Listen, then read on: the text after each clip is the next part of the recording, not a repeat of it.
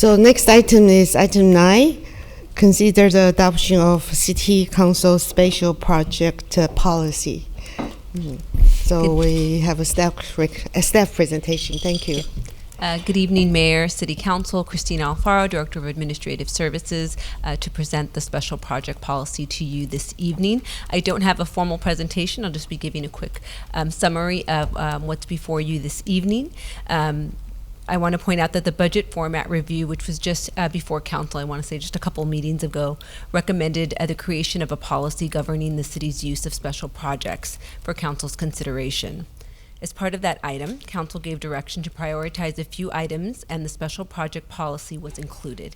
In addition, council directed that that policy be brought back separate from the proposed budget.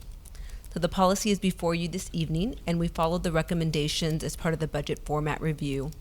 And the policy includes the definition of a special project, the form of reporting, frequency of reporting, follow-up on items, and direction from City Council. Most notably, the policy requires that even if sufficient appropriations or budget exist to create a new special project, a good example of this is actually the budget format review, in which we had sufficient savings due to a vacancy in the department and chose to go out and do this study. It did not require council approval. As we go forward, we will need to come, under this policy, we need to come back to council on a consent item for the authority to reappropriate those funds. And that's one of the biggest changes that's different from kind of what our current policy has been. Aside from that, it also narrows with the definition of a special project what a special project is and isn't. So things that used to appear on the special project listing, such as annual pavement maintenance or small minor projects or even development projects, would no longer be considered a special project under this policy. So that concludes my presentation, and I'm available to answer any questions you may have. Thank you. Thank you. Any questions from the council? Yeah, Councilmember Wong. Just a quick question. Is there, there's no limits on the size of the budget or any of that? It's just any kind of special project that's different from what's actually been approved? Correct. There's no limit on the special project. And this is also some of the recommendations from Moss Adams as well? So Moss Adams, I don't believe specifically touched on special projects. It was specifically the budget format review that recommended a policy on this. Thank you. Welcome. And anyone else? Yeah, Councilmember Mohan. Just a quick question. What would be an example of a special project that the city is working on right now? I'm trying to think of the budget format review is probably one of the best examples that comes to mind. Sorry, it's just a top of mind. But generally, what we're looking at for special projects are kind of one-time operational projects that we're looking to track separately. So if you can think of, there's the examples I'm thinking of are things that are no longer going to be special projects. So things like minor repairs that may happen around the city used to be considered but wouldn't no longer under the policy. So anything that wouldn't be a minor repair, an ongoing expense, but it would be a one-time operational expense that needed to be done. A lot of these tend to be some special studies like the one that we did where sometimes we thought staff would be available to do it, but because of a vacancy we need to bring in a consultant to be able to continue that work forward. But we wouldn't use the consultant on an ongoing basis, thus it's a one-time expense. Would an emergency situation qualify as a special project? I'm thinking of that the outfall thing in Way Avenue for. No, so there's a special. So that was a special emergency project that I forget where, but I believe under the code section that we come in as an emergency. So that wouldn't be considered a special project. I think that one may have fallen more under an emergency capital improvement project. Okay, thanks. Vice Mayor. All right. Thank you for providing this special projects policy so quickly. And I feel like we just barely looked at what Baker Tilly was commenting on. I just want to make sure that their request that the policy address certain items these items were all covered, and I think they are. So the definition of a special project, that's there. The form of reporting, how is that addressed? That is under the special project reporting on the second page of the policy. So, okay, oh, yeah, so what you're meaning is all the different elements that are going to be provided. And this is really excellent, by the way, because I know that in the past, the special projects would show up in the budget, and then we didn't have that follow-up. So now we've got this structure for the reporting, which is really excellent. So you've got the frequency of reporting addressed, and then the last one is follow-up on items and direction from the city council, and that's been done. So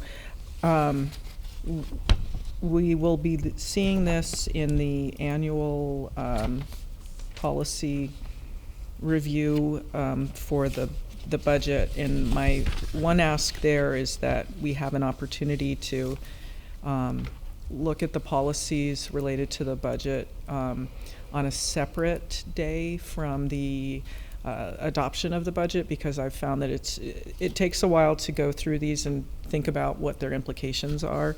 I'm really happy with the pulling out of the pavement maintenance item in sidewalk. I think that will really help. And where would we find the city work program items? Because I know it got embedded in here, and then now, so where will it go? So there's a dashboard for the city work programs, and a city work program also has a quarterly update that comes separate from the financial report as well. Okay, and then within the budget book, are we going to see? You will still see it, so you'll see a special section for city work program, and then you'll see a section for special projects that will no longer include the city work program items in it. Excellent. I think that's going to provide some good clarity. To the question about the dollar amount, it sounds like there is a low value amount where the project's just not costly enough, for lack of a better term, for it to make it into the special projects title. Is that? So there isn't a limit. It can be as low as, historically, I think we've had it as low as like 2,000 up to a few $100,000. I want to say more than that when you include pavement maintenance. It's over $1 million. So it's it's a one-time operational project that we kind of want to keep out of our materials and contracts. It's not going to be an ongoing item. That's generally what you're looking at using special projects for in the future. Okay. All right. Thank you.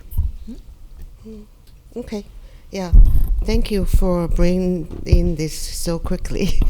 Yeah. And then I asked some questions in that was answered in the supplemental. And so budget format review was a good example that I had wondered about. Yeah.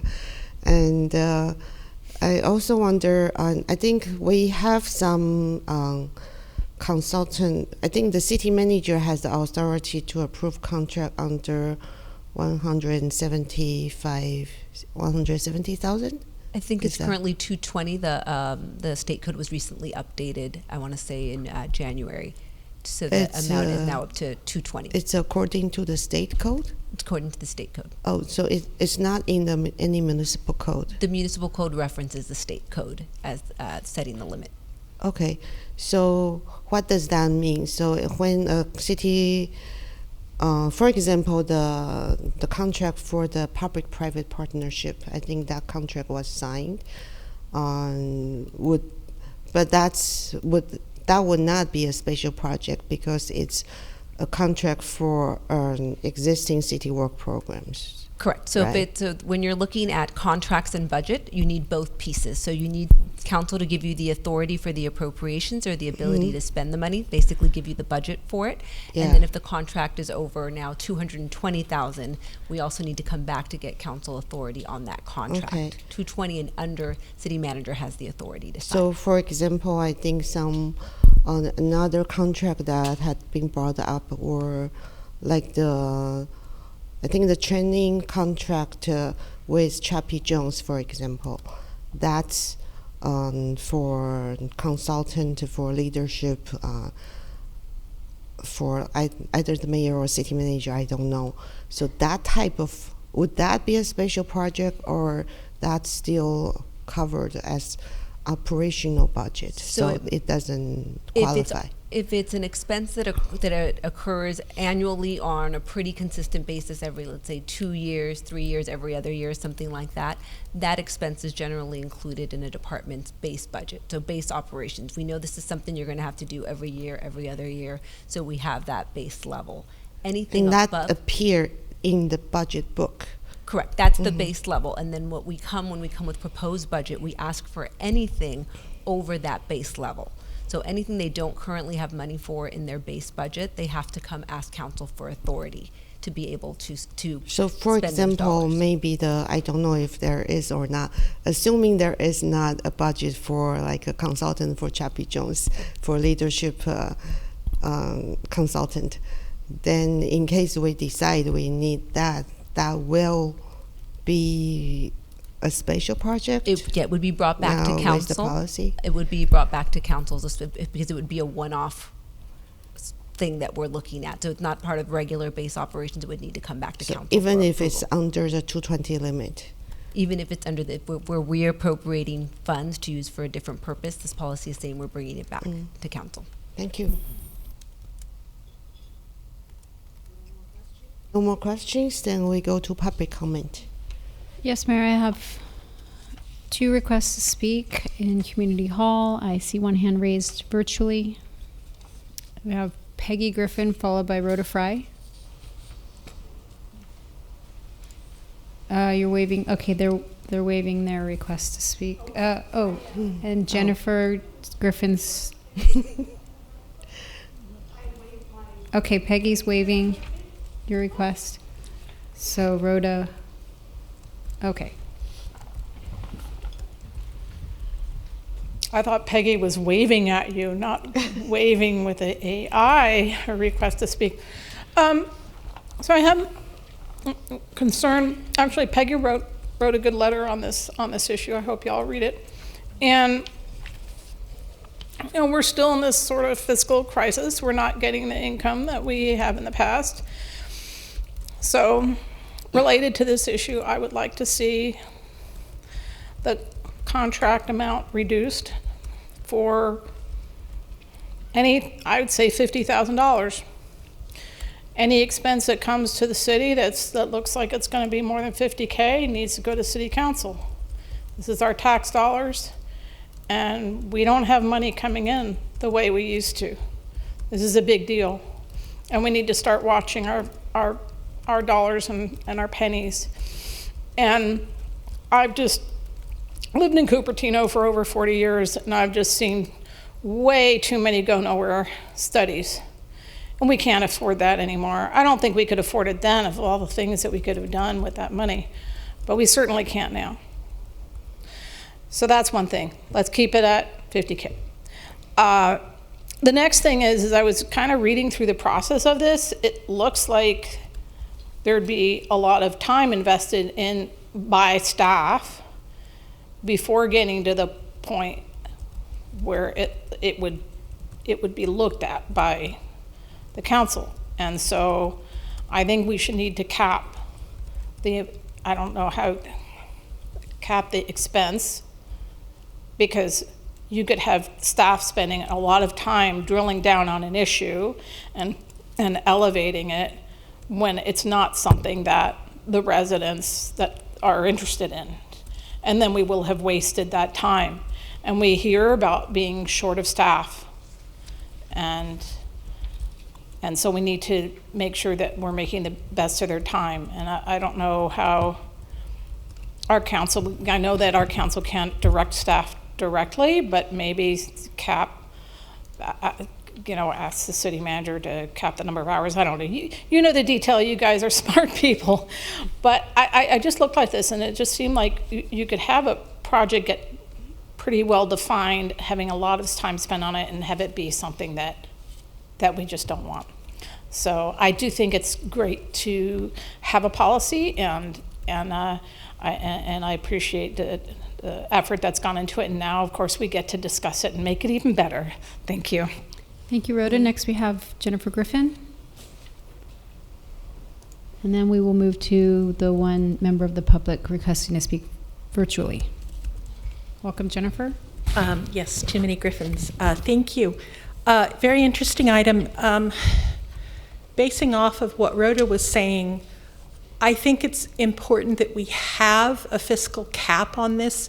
You know, after sitting through that last discussion item, I don't want Cupertino to be roped in July, whenever this previous study is over about the homeless housing, and be told that they have to pony up $200,000 to help the 6 other cities purchase a housing site or something like that. We have to watch our dollars. Right now, Mountain View Wistman School District has been pulled into a teacher housing site that they got completely duped by the developer, and they don't even own it. They're having to pay for it. It's disgusting. I think that with good oversight, I think $50,000 is very, very important for this. You do have a lot of projects that come up. There are things that happen in this city. I've seen, you know, Rhoda's been here 40 years. I won't say how long I've been here, but I've been coming to these meetings in Cupertino since 2003. I have seen all sorts of things happen. We need good stewardship, good oversight, but then again, you do need the ability to take care of issues that arise, but having a checklist of, okay, we want to do this project, what is our monetary limit? Okay, we need to go above that. We have to get the authority of another level of staff. We have to go to the city council. This is how we keep from being roped into Campbell's housing element problem and having to pay $200,000 to solve their housing element problem. YIMBY Law did not sue Campbell. They sued Cupertino. So I'm being prudent. I'm being fiscal. I have seniors in my family that we have to step in and try to make sure that they don't get duped by people. Believe me, people try to rip my mother off all the time. Over the telephone, she gets mail. She's 92 and a half years old. We do our best, but we don't want Cupertino to get ripped off. So let's set it at $50,000, and you guys have really good stewardship over it. Thank you. Thank you, Jennifer. And there is one member of the public requesting to speak virtually. That is San R. Welcome, Sam. Evening, Mayor Chow and council members. I wholeheartedly support and endorse this policy, and I urge you to pass staff recommendation and adopt this policy. I commend Director Alfaro for turning this around this quickly. And once again, our finance department is really a high point across our departments in a functioning department, and what it means to have leadership that really produces results. And I hope all of our departments will take an example from this, and that we really need to turn things around in ways that really matter to residents. And what we saw over the past 2 years was a failure of leadership, where trust was betrayed, where the discretionary spend limit on these projects was high enough to allow for consultant spend on things that simply did not resonate with what the residents wanted. And we can take example after example, but someday I hope we will raise the limit. But for now, I think we need to keep it at 50,000 or even go lower until trust is restored in discretionary spend on special projects.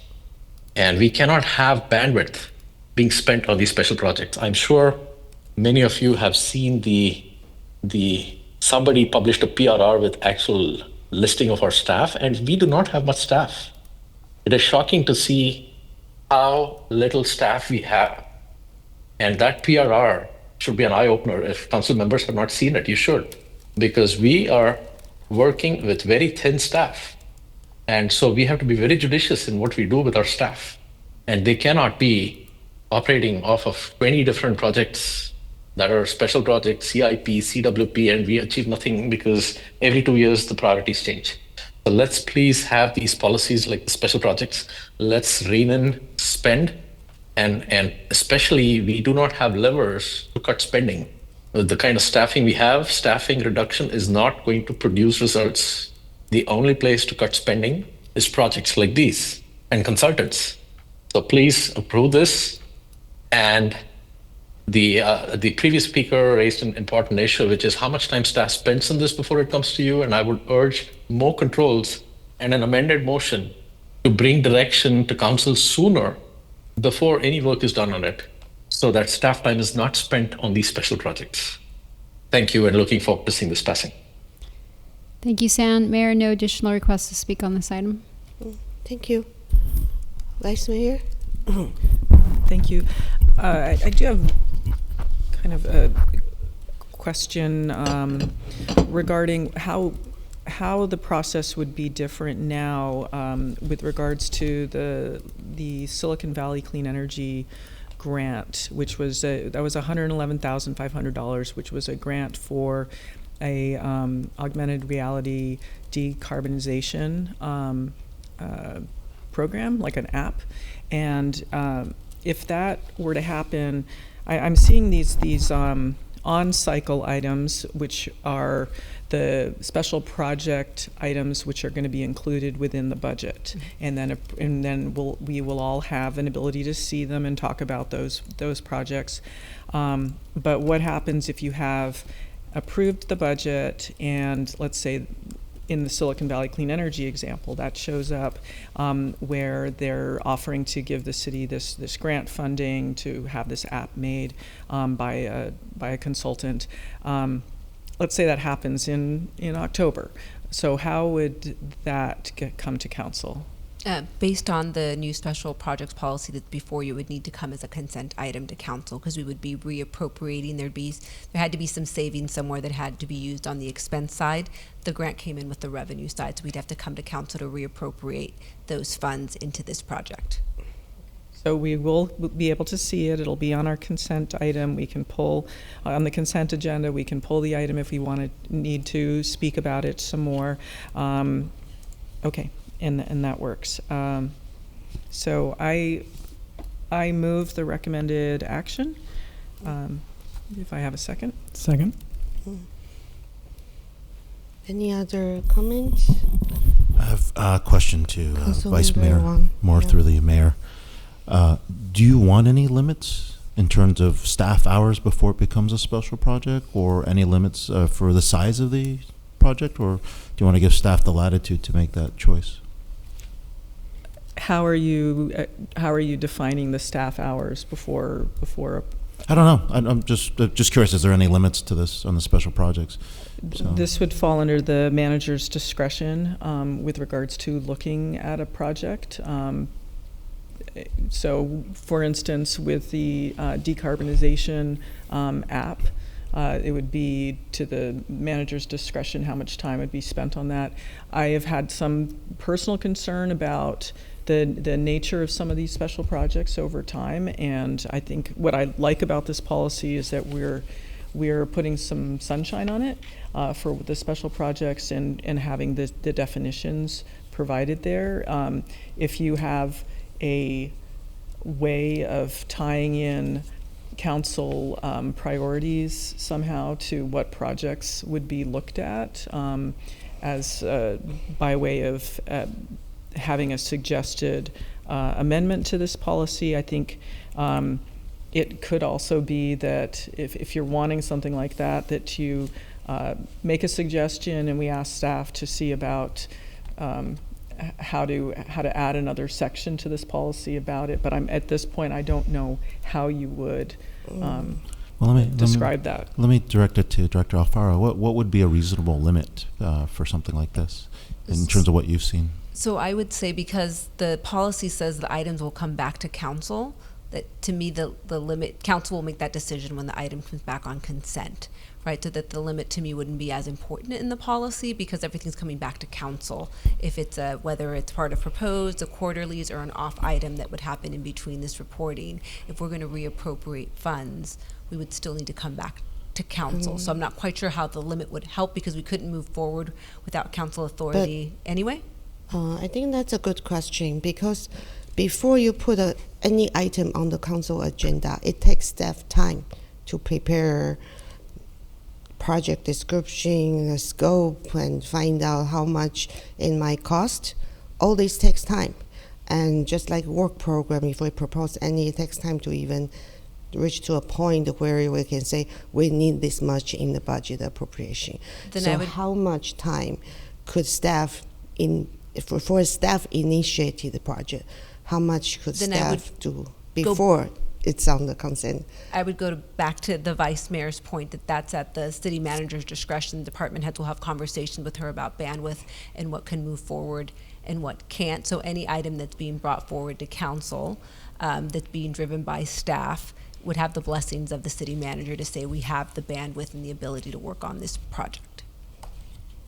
Does that, so the ability, the bandwidth would come from the city manager either deciding, yes, this is a project we're going to move forward with and have a consent item on, or put in one of the quarterly reports for approval, right? And then council would be able to see it, see the amount, and decide at that point if they wanted And to what move is the forward. parameter for that decision? Should that be within, for example, the council priorities of the city, rather than it could not be like a project on Mars?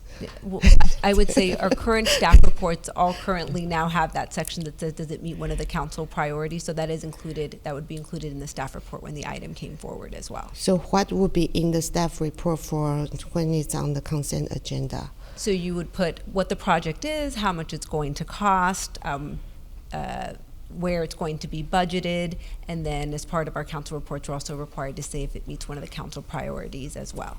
So the current policy, there is no limit on the dollar amount. So it could be 500,000, it could be 3 million. We currently don't have a policy on special projects, so there currently is no limit. And we also have, for example, like quarterly budget, there are special budget adjustment, right? So are those considered special projects then? So as part of the quarterlies, we report on everything. So everything that's happened in the budget as of the first 3 quarters, 6 months, 9 months of the year. What those quarterly reports, how they would work in conjunction with this policy is, let's say a department had a special project that they're like, oh, I have these savings and I want to reappropriate them, or I need more money and I want to do this project. Those provide additional opportunities for us to come to council and request additional funds or the reappropriation of funds. So that's kind of what those quarters, and we'll also provide updates on any special projects that are currently have been approved as well. There are also projects, special projects could also be a project that's within the budget, right? I think Correct. So it could be also an off-cycle part, but it could also be already in the budget. But it could also be proposed as, I think sometimes we, in a Q1 report, we would have budget requests for projects XYZ. Mm-hmm. So that could be a special project that's proposed to be added to the base budget of that Q1. Correct. Okay. And regarding the questions by some of the community member about the limit of $50,000 is, this is a question for the city attorney. So the 220 limit is by the state law.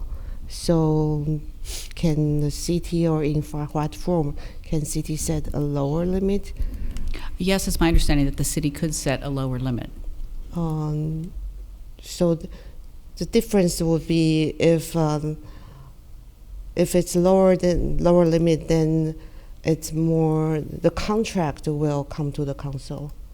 But right now, I think the issue is there is no visibility on how many contracts are approved. So is there?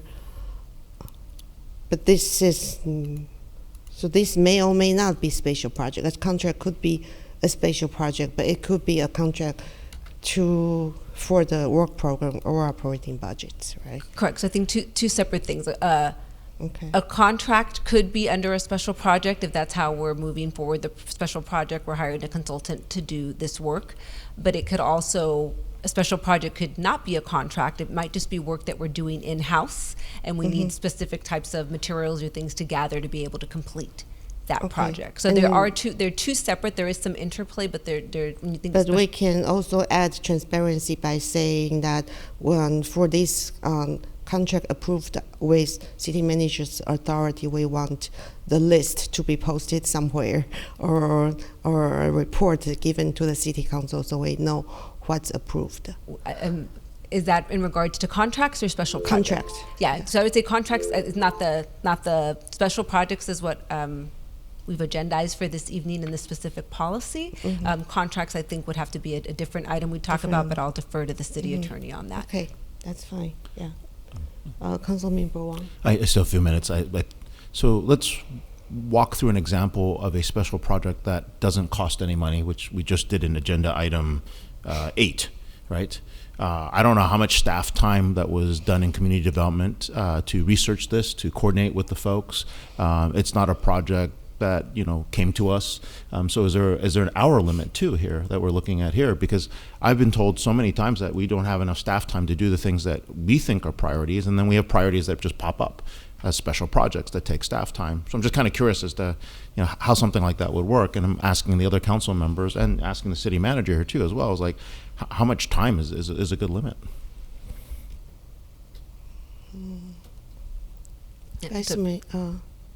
Vice To that- Mayor, you have. I'll attempt to answer. If you can answer, I mean, feel free to. I'm going to lift that as an open question. Yeah, so I'll speak from the perspective of a department head. I generally am not bringing a project to the city manager if I don't think me or my team have the bandwidth to do so. If council suggests a project and I'm up here at the dais, I will generally tell you, yes, that's something I think we can do, or I'll say, I don't think it's feasible for XYZ reasons. So I feel like there is a current process by which, but I understand that council's outside of that process with the city manager. But to me, city manager is managing operations, he's managing workload for the department heads. It's our job to communicate whether we have the bandwidth to do it or not. And because the item will come to council, so to me, again, the bandwidth decision is really on the city manager side. Now, because it's going to come before council, then to me, council has that decision to say bandwidth or not, right? I want to move it forward or I don't. And that, to me, how the two would interplay with each other. Okay. Thank you. Vice Mayor, any more? Okay, Councilmember Mohan, no comments, so we can vote.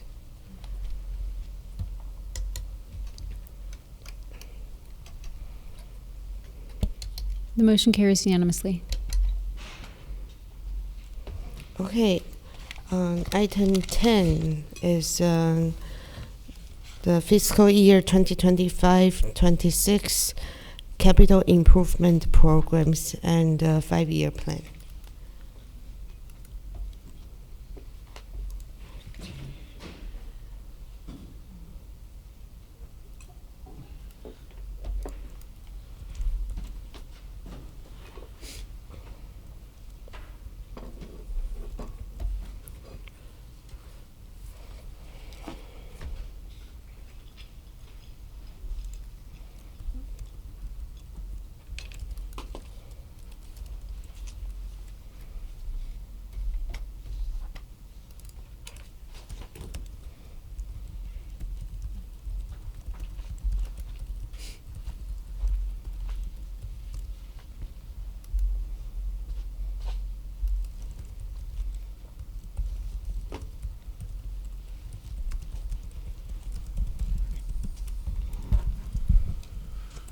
Good evening, Council. Chad Mosley, Director of Public Works. I'm here with Susan Michael, our CIP Manager, and we have a presentation regarding the fiscal year 25-26 and 5-year plan. If you would allow us to get through the slides before we start getting into questions, it'll allow us to get the full story in. And I will hand it over to Susan. Good evening, Council. Good evening, Mayor, Vice Mayor, Council, and members of the public. I am Susan Michael, the CIP Manager, and tonight Director Mosley and I are here to introduce the proposal for the fiscal year 25-26 CIP program. The action tonight is to receive the presentation and provide input on the proposed fiscal year 25-26 CIP and 5-year plan. Approval of the 25-26 CIP program with funding will be part of the city's annual budget adoption in May and June. It is important to note that years 2 through 5 of the 5-year plan are included for planning purposes to identify potential future expenditures and workloads. These future projects will not be funded with the approval of the fiscal year 25-26 CIP. We wanted to also note that the updated CIP webpage has more information on current projects and, on current projects, the CIP dashboard, CIP books, and at the bottom, in the Other References tab, there's links to documents that we commonly reference, like the Facilities Condition Assessment Reports. So tonight's agenda, we'll first look at the achievements of the last year and the current CIP projects. Then we'll reveal the proposed projects for fiscal year 25-26 and the 5-year plan. Following that, we'll highlight some notable unfunded projects and next steps for the program.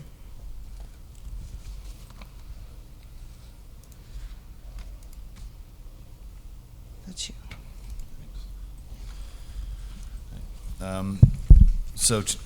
Just a minute ago, we heard about special projects. CIP projects differ from those other types of projects as they typically require engagement with a specialized consultant for engineering or design services. This current fiscal year, the city has completed or will complete soon a handful of CIP projects. We've been able to complete these in spite of limited staffing resources in our CIP division. I wanted to include this slide to provide a visual of the numerous process steps it takes to deliver a CIP project. This is a fairly standard process for completing any construction project. However, the California Public Contracting Code, which dictates how cities must procure construction, has requirements that govern many of the steps contained within this flowchart. This does add time and complexity to each project. So the achievements, some of the achievements for the last year were that we completed a few projects. We completed the McClellan-De Anza Pacifica intersection rework and repair to the outfall of the storm drain near Vi Avenue. Replacement of the Vi Avenue outfall is still on our active projects list because we're partnering with Valley Water to complete that work in the next 2 years. It's a substantial project that's going to require environmental permits. But we wanted to note that we had completed a significant repair at that project. We also finished the restriping for the improved bike lanes on De Anza Boulevard and completed the replastering of the Blackberry Farm pools and the related ADA upgrades at that facility. Another nearly completed project is the all-inclusive playground at Jollyman Park. We're pretty excited that it's going to be completed soon. We're hoping to have a grand opening in early June. So watch for news releases. So a little bit of information on the existing CIP projects. We currently have 28 CIP projects. I wanted to note that in the packet, attachment A has a great deal of information on the existing projects. Similar to what you see on the screen, it's broken into 5 color-coded categories of projects: facilities, parks, streets and infrastructure, transportation, and sustainability projects. Attachment A also has information on the status of existing projects and evaluations on whether or not to defund any of the existing projects. Staff does not recommend defunding any of the current projects. So let's talk about our CIP proposal for fiscal year 25-26 and the next 5 years. So we're often asked, how do we prioritize the CIP projects? Our highest priority projects are those that are necessary to protect the public health and safety. We do take in feedback, comments, and suggestions from the community, council, and the commissions. One of our resources for direction also comes from master plans that have been generated in the recent past. And there are projects that are also, that we consider that are subsequent phases of existing projects, and it is logical to continue those projects. And lastly, we do aim to do projects that are fiscally responsible to ensure the most efficient use of taxpayer dollars. This includes being responsible with our resources like staff. We don't want to overcommit to projects that we can't activate. I will note that We asked staff and the commissions for input on projects in January of this year. At the time, the CIP did not have funding prospects for the new projects this year.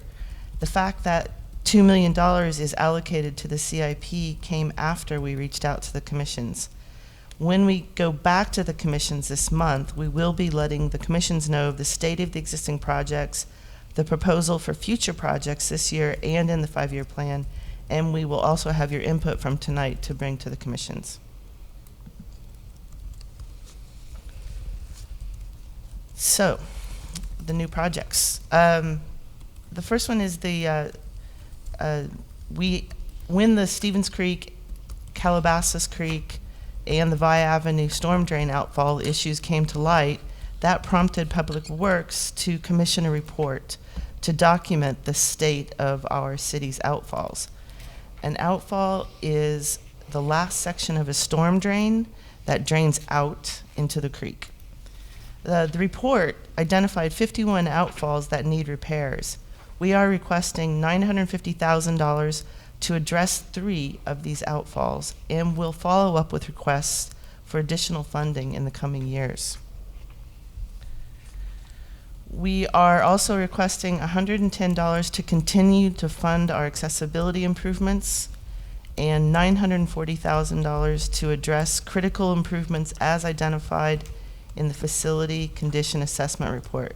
Specifically, as noted in Attachment A in some detail, we plan to address the fire alarm systems at 5 facilities this year.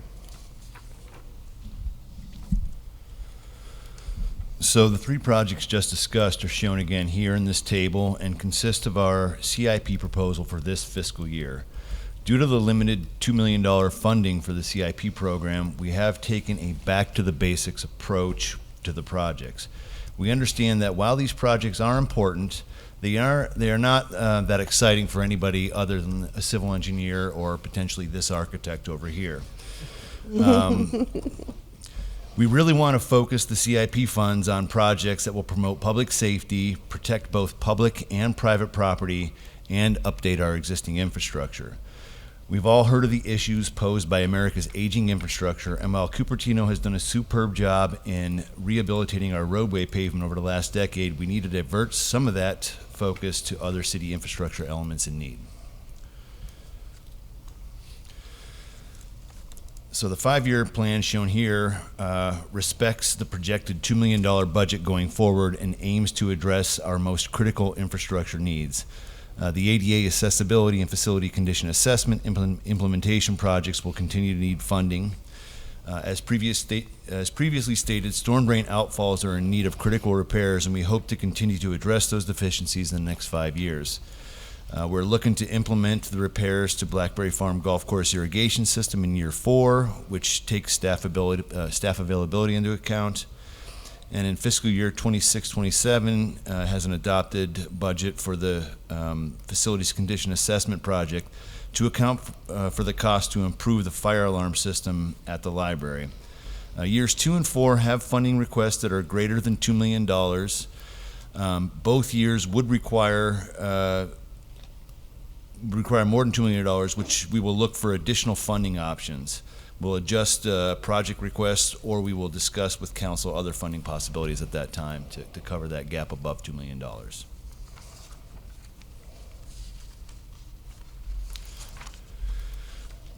Notable unfunded projects. I know in the past the council has requested that we provide information about unfunded projects. We've provided quite a bit of information in the attachments to the staff reports.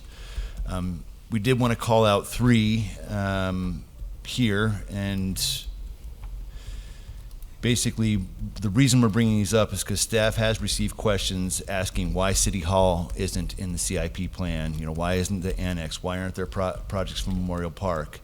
And basically we just want to kind of get down to, you know, those projects are really expensive and do exceed our $2 million budget over the next few years. You know, we want to make it clear that these projects, you know, have not been included simply because they're beyond the $2 million. You know, for City Hall, we are aware that the City Work Program includes an item to consider City Hall project, we can discuss this tonight, or we can bring it back to council in October when we can make a more considered presentation on the funding and scheduling needs for the project.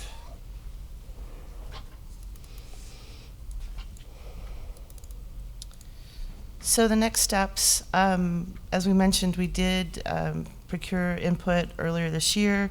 We're at the council tonight. Our next steps are to go to the commissions. I'm going to Parks and Rec Commission tomorrow night. I'm going to the Bike Ped and Sustainability Commissions at mid-month. And we're going to the Planning Commission April 22nd to review for conformance to the general plan as we're required to do each year. The CIP will be returning to council as part of the annual budget review in May, June, whatever that schedule turns out to be. And that's our presentation. The action tonight, as we said, is to receive your input on the proposal, and we're available for questions.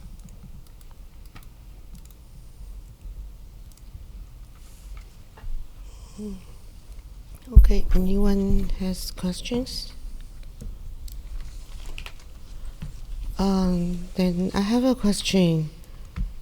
So you have already went to the commissions in January, and then, as you mentioned, we have $2 million allocated for CIP, and the 3 proposed project back to the basics would already cost $2 million. So what's the purpose of going back to the commission? Are you expecting them to propose new items since? And because I thought you said in January there was no CIP funding, and now there is still no additional CIP funding. So what's the purpose? If I may, with each commission, it's a slightly different purpose. Going to Parks and Rec Commission, for example, they appreciate an update on the projects that are in place, and they do want to know that we're considering future years as well to see how they fit into this larger scheme of things. So it is they've already asked for updates on particular projects, so that will be one of the reasons that we'll be going. Sustainability Commission, this is the first time we've had sustainability category, and so it's gaining some momentum, and so I'm sure that they'll be happy for us to check in with them from the CIP perspective. So that is the kind of thing that we'll be doing at each of the commissions. Because I don't think CIP has ever went to the commission before, right? Sorry, we go every year. You go every year? Yeah, yeah. I mean, the proposed new items, do you go every year? Yes, every year. Okay. Yeah. Oh. But usually it's Parks and Rec and Bike Ped for That is proposed true. new items. That's true. This is the first time, I think, maybe the second time we've gone to the Sustainability Commission. Last year there was a proposal from Teen Commission also. And there was proposal, I think, from Art Commission also. So I'm a little confused. Through the mayor, I believe that's the city work program, not the CIP. Yeah. Oh, okay. Yeah. So city work program goes to all the commission. Okay. City work program by state law needs to go to planning commission for general plan conformance. Okay. That's for planning. Yeah, I know. What I mean is for the other commissions. Okay.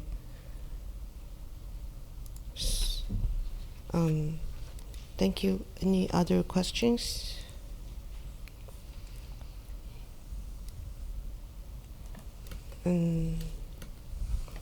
Yeah, Councilmember Mohan. Yeah, thank you for the great presentation, and I also wanted to commend you for the very detailed report that you published. Everything you ever wanted to know about the CIP is in there. So thank you for that. I can imagine how much work it must have been. My question was about your queued project, the projects that are lined up in a queue but not yet implemented. For the most part, there's funding available for these queued projects. right? For example, the library expansion. So you have everything you need except staff resources. That is correct for that project. So what does that mean? I mean, it's been sort of continuing for many years without too much movement. Should we be looking at some of this, and what does it take to get staff? Can we get extra help? I don't know what kind of help staff resources this needs, but if that's what's holding it back, shouldn't we be implementing some of these things and sort of getting it off our lists? We would like to go through the projects that are already on the list and clear the decks. Every one of these projects has a slightly different story. The library, for example, we've been waiting for the grant funding to come through. The agreement was finally sent through in February. So now we have the funding available, and we need to figure out how we will staff that. As far as staffing goes, we are at our capacity. We're trying to fill 2 vacant positions, and I'm working on getting an offer out next week. So we're doing everything we can. We are considering consultants, but we aren't at that point yet. So.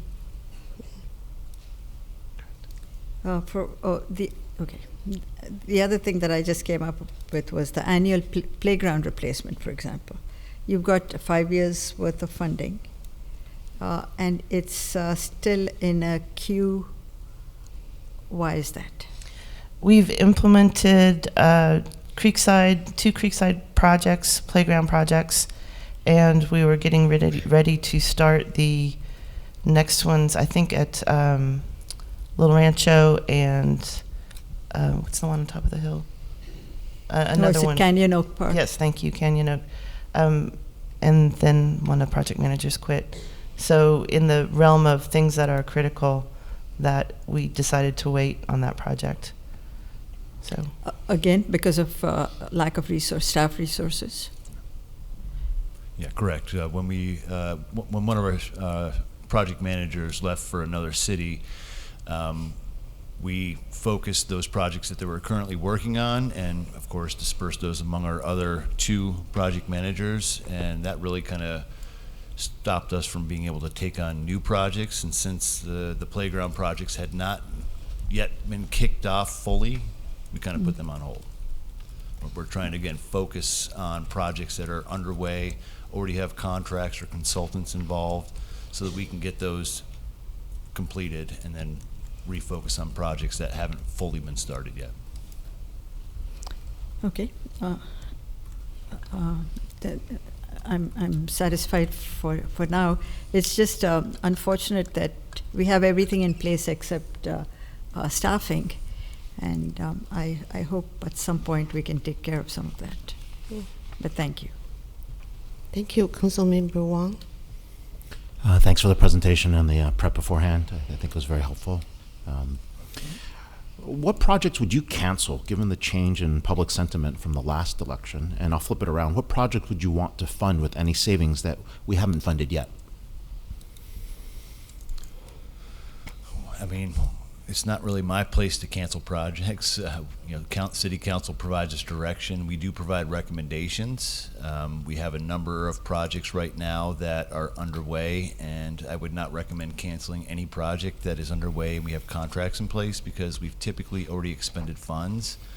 And to cancel a project we've expended funds on doesn't seem like the best use of taxpayer dollars. We've expended funds and then we cancel it, and those funds are basically gone. With respect to, projects that I would propose, you saw the 5-year plan.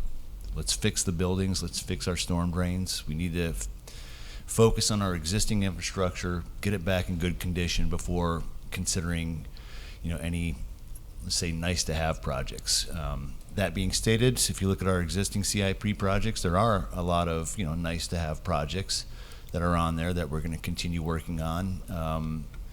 They do serve our residents, and that's why they're there, and that's, again, why we recommend they stay. Like, one of them is Lawrence Mitty. It's been a project in the works for years.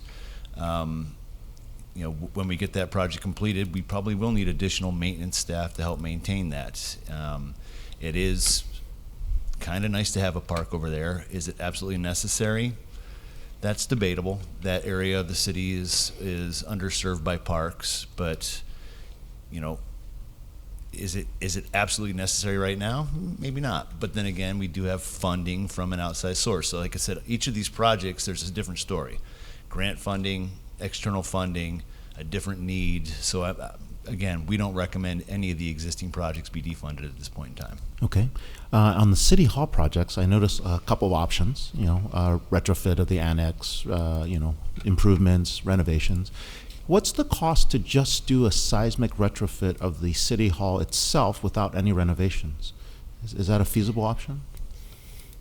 It is not feasible. As if you were to go in and only seismically upgrade, the building code requires that you also do accessibility upgrades at the same time.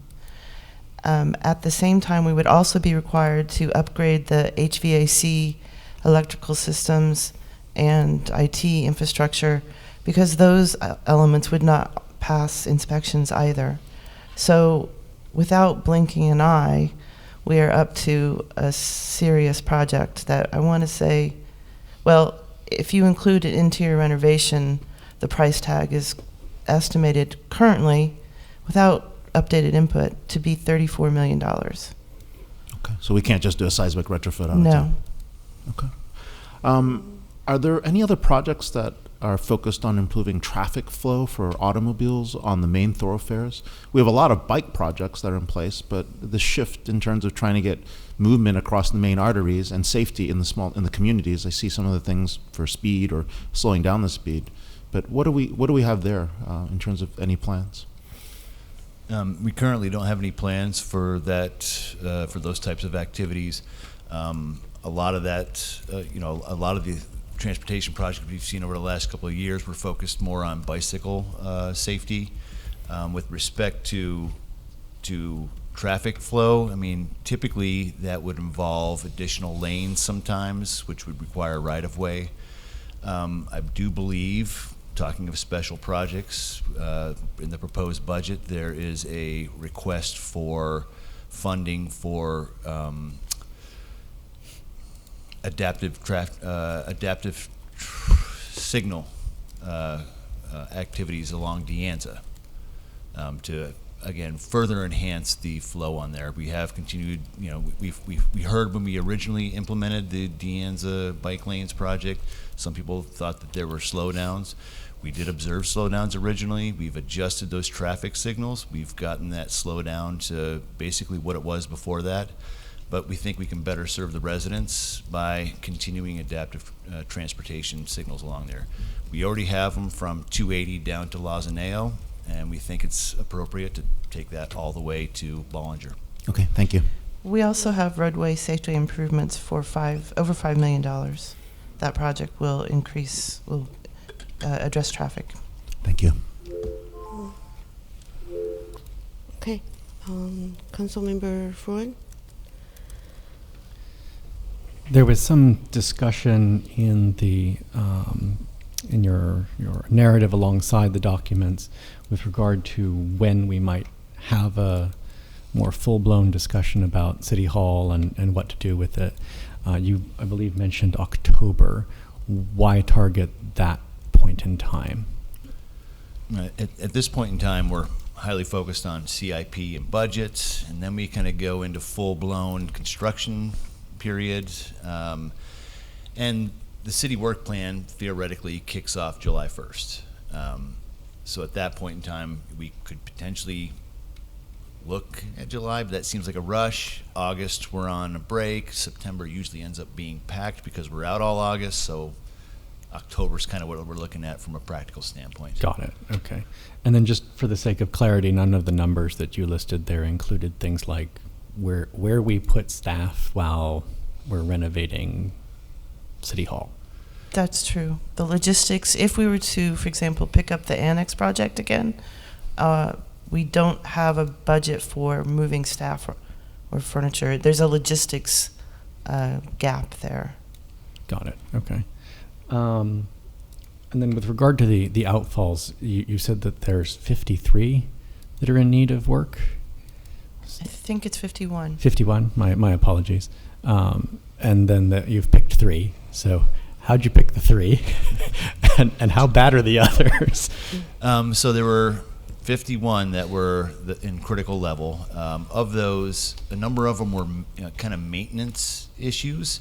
And so we're going to be focusing maintenance staff on addressing a number of those. And then some of them were actual, physical issues, like corroded pipes that you saw for the Vi Avenue item. Those ones, we need to get a contractor in there to typically replace those. We've looked at 3, and we're trying to find 3 that are in roughly close proximity so that we can have kind of a reduction in cost because of scale, as opposed to having them 3 separate parts of the city. Makes sense to allow them to mobilize in one area. So that's what we're focusing on right now. We're really hoping that, we may be able to get a 4th one in there if we can work with Valley Water to streamline permits. Done it. What would that take? A lot of talk. Okay. All right. And is that more or less the same sort of approach you'll take to the remaining outfalls? That's correct. Yeah.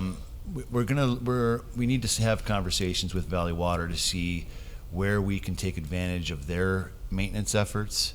Vi Avenue is currently situated within one of Valley Water's CIP projects, and so that's a perfect opportunity to take advantage of an existing CIP project there. I think what I'd like to do with some of these is work with Valley Water to see if we can initiate a CIP project for them in one of our creeks, and maybe address a number, take care of a number of birds with one stone, kind of thing. Okay. I will reserve the remainder of my time. Thank you. Okay, Vice Mayor. Okay. Just a quick question with regards to City Hall, and having it, were it to come back in October. So this has been a long-standing seismic issue, and I believe the page is still available on the city website if people are interested in all the documents that you provided in the history there. So I'm wondering, how long is staff comfortable with not having a direction to do the seismic retrofit and a remodel? Because this was mentioned in a civil grand jury report that staff did not feel that the council was really looking out for their health and well-being by not improving the city hall with regards to the seismic issue. So do you have some thoughts on that? Because I don't want us to be in a situation where that's continuing and we need to do something. Yeah, understood. And I think I'm going to maybe speculate here because it's just my opinion, and there are 100 and some odd staff. I think, we are concerned about the seismic issues within that building. I think at this point in time, we do want to expedite bringing City Hall back. Council's put City Hall on the city work program, so you have made that a priority. That is good. I think at this point in time, we're lacking the staff really to kind of initiate that project. We do think that if we bring that project back in October, you will probably see a request for an additional staffer so that we can focus on that job and get it done. I think one of the reasons we're looking at October is it's going to give us a little bit of time to get all our ducks in a row and come in with a full ask. This is what we need. This is kind of how we're planning to lay it out. There may be opportunities for us to get creative in financing. We're requesting $4 million the first year to start the design, and then you'll see in year 3 where we need the construction money. So maybe we can plan it out that way. But give us a few months. We'll come up with a well thought out plan on how we can execute that. Okay, thank you. And we did have some preliminary plans and some funding made available for the Torrey Annex. So there is the potential where that project could be moved forward as a temporary location, and we would be remodeling that facility. I don't know ultimately what would be done with it, if we're going to keep it as an EOC, but that is something that could be moved ahead because it's a smaller project overall than City Hall. Correct. Okay. The project would require additional funding from what was previously appropriated to the tune of $8 million. So, and we had about 2.6 million. It was in there. originally a $3 million budget. I believe there's about 1.7 left because we've gone through most of the construction documents at this point. Okay, 65%. And for people who are interested in the Finch property, would that fall under the capital improvement plan? Because you can include land acquisition in the capital budget. And I was just wondering if that's something that you've considered.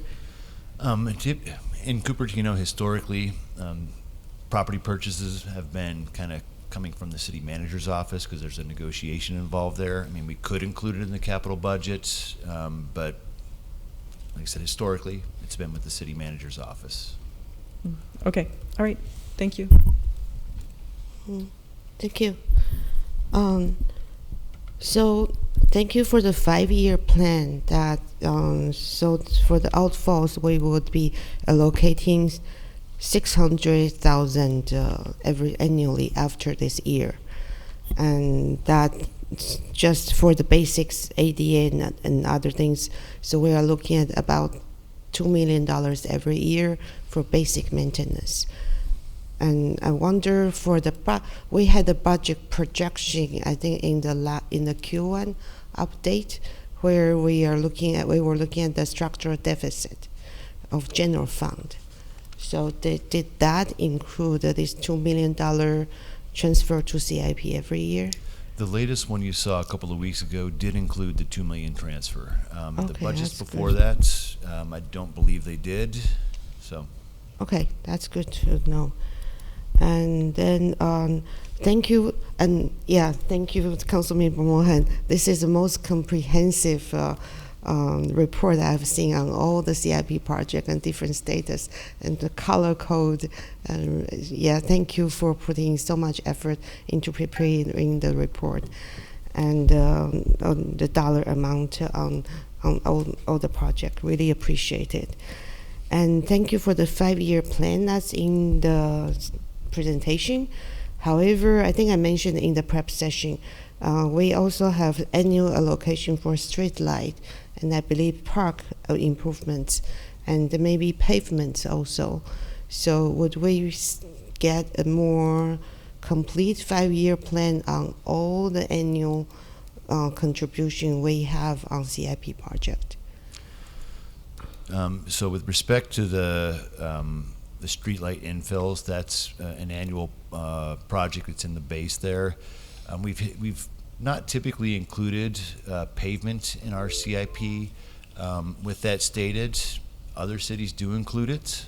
So it's something that we could look to include in the future, how we're funding that, but we just haven't done that because it's almost like an annual. So it's right now under operating budget, but correct. We are spending money every year on those. So I think it would be nice to know how much cost goes into all these projects. And then, so when there is staffing shortage, I think I'm out of time.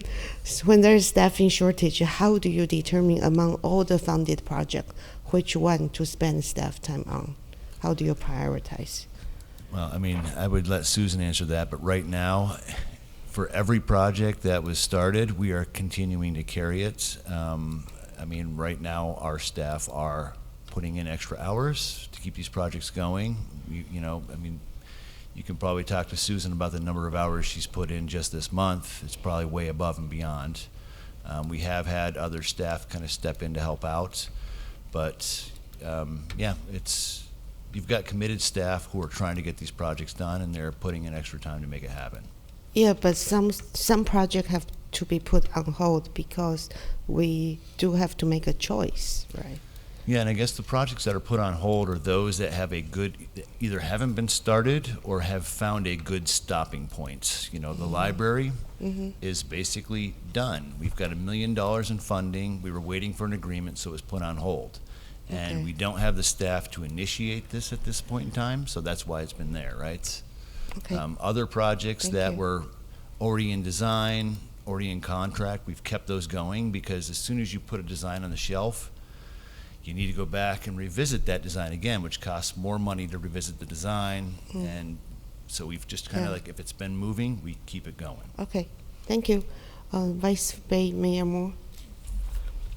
So to some of your points, Mayor, there are things that you can add into the capital budget, like the acquisition of land, street and sidewalk maintenance, the library expansion, and those sorts of things. Even the IT ERP system, you could make a case that because of the cost, that it could be in that budget. And that's something that perhaps, because the audit committee works on budget format, does the budget format review, and the budget includes both the operating budget and the capital budget, which we're looking at tonight, that the audit committee should probably be looking at the capital budget format as well, and having some understanding for what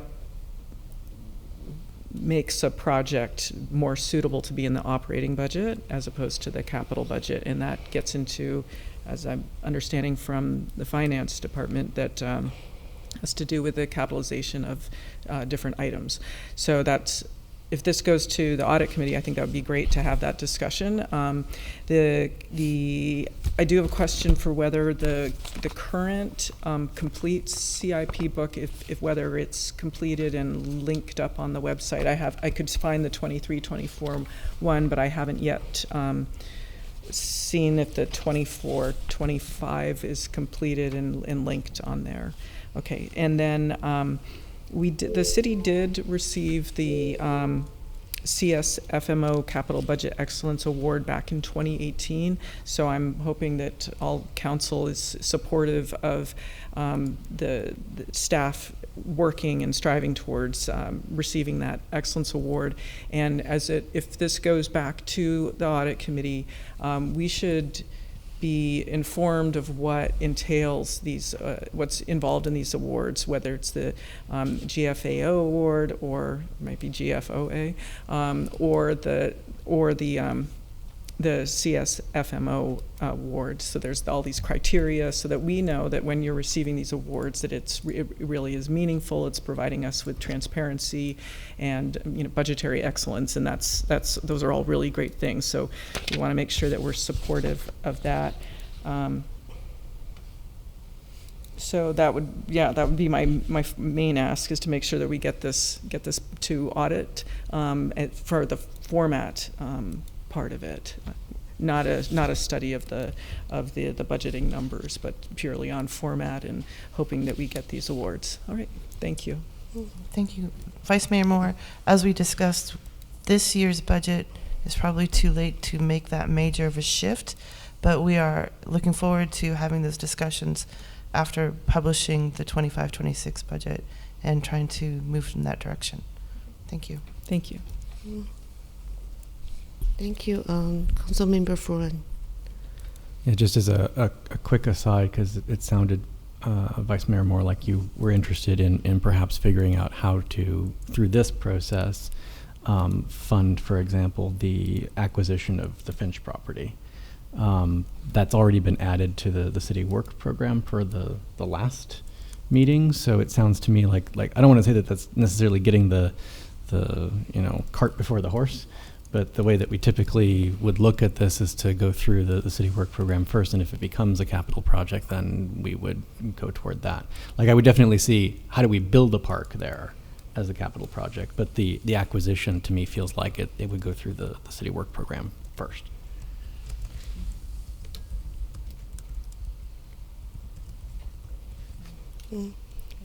Councilmember Mohan, and then Vice. I think you're out of time. Yeah. So I just wanted to get to how this this agenda item should end. You're looking for direction to move forward, and just budget-wise, you have $2 million which has been transferred from the general fund to the capital project to the CIP fund for now. So you have that $2 million for the next fiscal year or this current fiscal year. For fiscal year 25-26. 26. So you have $2 million. And so what is your plan, or what is your plan to use that $2 million? Although you have ongoing projects for which you will be spending. So our ongoing projects are funded, and the $2 million would be for the 3 projects that we had indicated tonight, the outfalls, the facilities condition assessment, as well as the ADA improvements. Okay, so that is close to $2 million. Yes. Okay. Okay. And that's fine. So The only this is I a wanted question, so we will have more time all right. later. Thank you. Yeah, I think we forgot about. Thank you. That's so, fine. Yeah, I'll get covered. we will have more time later to make comments and ask more questions. Let's go to public comment first.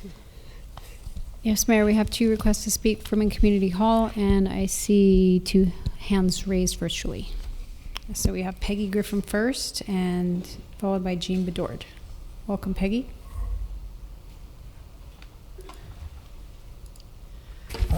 Good evening, Mayor Chow, Vice Mayor Moore, council members and staff. Thank you for the excellent report. I learned a lot, and after that, I would like you to remove the Silicon Valley Hopper EV parking from the list. It has no grants. It takes away parking from the sports center because Hopper people, we've ridden the Hopper and we've talked to them, and they drive their car to the Hopper vehicle, park their car all day while they drive the Hopper vehicle. And then they return the Hopper vehicle, get in their car and go home. So it's an all day, 24-hour kind of parking thing. So I ask you to remove that one. The Bollinger Road corridor study. Bollinger Road needs work, but this is a $4 million project. It hasn't started. It had a feasibility study, but it was during COVID. Things have changed, so I would ask you to remove that. I want to draw your attention to the McClellan Road Bridge. I thought it was $5.8 million, the number that I remember. The grant came in, but now I look at it and it's $8 million, and I want to know what happened. This project, these CIP projects don't come for review to the council or people for comment, so if there were added features to it, I think it should come back for review. If it's just a plain old bridge, nobody. Anyway, that's a comment. My concern for the projects that aren't funded, that aren't a priority, grants all of a sudden pop up, and then these projects change priorities. But it takes staff time to do these grants, and we're so short on staff time. I don't know, I guess I am saying that grants, we shouldn't be working on grants that don't match the priorities that the city has set. With that in mind, I've got one slide, if I could show it. Thank you. It's part of the presentation on the City Hall, and I'm glad that you all are talking about it. I would ask you to be conservative.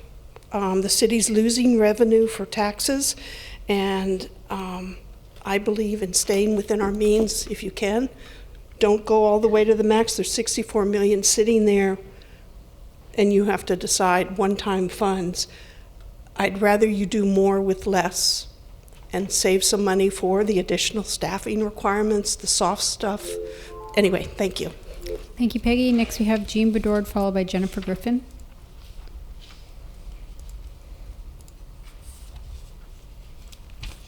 Welcome, Jean. Thank you. And my name is Jean Bedord, and I'm a resident of Cupertino. I'm here to commend Susan Michael for her report tonight. I really appreciate the well-organized detail that she's provided. The color coding is particularly useful in understanding the CIP categories and where the money is being spent. I'm pleased to see the emphasis on existing critical infrastructure. I only use a handful of buildings and parks, but I'm always amazed at the sheer number of facilities that the city is responsible for. And I'm only too aware that the facilities are aging and need maintenance to maintain the city's investment. At this point, I think it's important to complete the projects that are already in progress.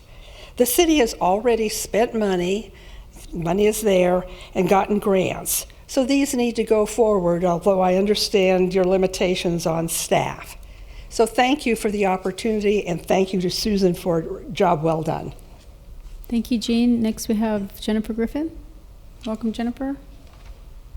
And I see 3 requests to speak virtually. Good evening, City Council. Thanks to Susan and Chad for a great job. Driving around the city, I'm always glad to see that things are kept intact. And yes, we have a lot of buildings, we have a lot of roads, we have hills, et cetera, et cetera. It's nice to know that we have good staff trying to make sure the city is glued together, I would say. I'm very excited to hear that the Finch property was added. Somehow I missed that. We've had a lot of family drama going on. My mom has shingles right now, which is no fun. But I'm a firm believer in purchasing things when they're available and developing them as money comes along. Mid-Peninsula Regional Open Space recently purchased a chunk of land by Lexington Reservoir that has second growth redwoods on it. It was not open to the public for almost 5 years. Now it's begun to have trails available. If we're going to purchase Finch, let's do this type of plan. I think that Finch is a perfect site. It's adjacent to the school. I think it's 2 acres or 1 acre, has a giant redwood tree on it. It's not second growth. It's probably 4th growth. But I think it would be really nice on this piece of property to split it down the middle, keep the part that had the original house on it with the big redwood tree, and have that become a park for East Cupertino, Rancho Rinconada, Lori, to be enjoyed by everyone, the kids from the school, and then have the other half of the park go to the elementary school. We had originally believed, the reason why we were even interested in that property a number of years ago was we were led to believe by the Valco meetings from 2017 on, 2016, that all of those children from Valco build-out were going to be going to Sedgwick.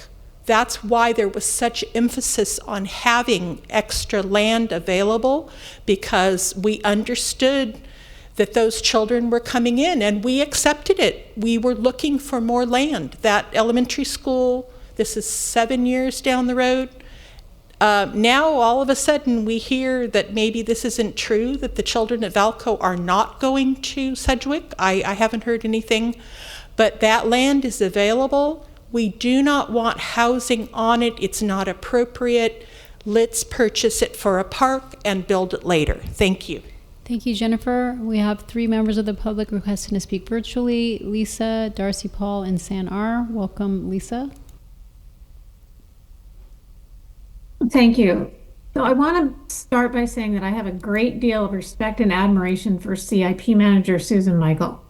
I feel as though Manager Michael, well, I know that to be true now because of what's been discussed tonight about staff, but she's lacking the important and proper amount of professional support for her that she deserves for her position.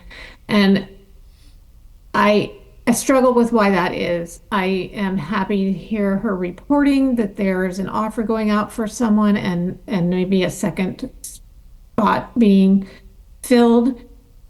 And I greatly appreciate and am sorry that these employees are having to work more hours than they should and affect their quality of life, etc. And I know she's not the only one by the sound of it. So thank you again for that. It's far more than unfortunate that Cupertino's been stripped of a large percent of its income via the fruit tax saga, shall we call it. Add to that the loss of economic diversity in essential retail, and it's critical for the city to buckle down on priorities. I request that you support resurrecting the years-old approved solution for City Hall and City Hall Annex that was derailed by a bigger and better dream of the last county majority, because that was never necessary. It was a good plan originally, not the big and better, but the original plan. It was a good plan and when it was presented, and it remains the smart thing to do. It won't get any less costly. So let's do what we can to move forward with that. Regarding the Bollinger Road corridor study, stop immediately, please. There are several reasons not to move forward with using staff time or using any funds on this. One reason I don't ever recall any public conversation about is the fact that Cupertino has a sitting council member who would need to recuse himself from any discussion making on such a study or action on the subject. This would result in wasting all kinds of time and money on something that would have a final decision made by a maximum of 4 council members. The potential of a 2-2 vote would scream of an incredibly poor move on the part of staff and or council. Add to the fact that the Bollinger Road project being considered requires a dual city decision. There is even greater assurance of wasting resources, time, and money. Please recognize that. Lawrence Mitty Park, yes. Finch, please. This school district has to make a decision soon, and I understand that the city is waffling on answers and not really communicating as well as they should be. Something needs. Thank you, Lisa. That is your time. Next, we have Darcy Paul. Welcome.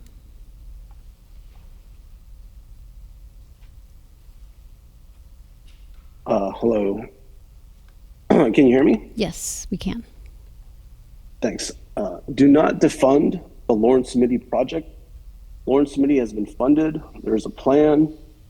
We spent a great deal of time to acquire and annex the land, and all that is left is to do the work. So do the work. This is the same as with any benefit to the public.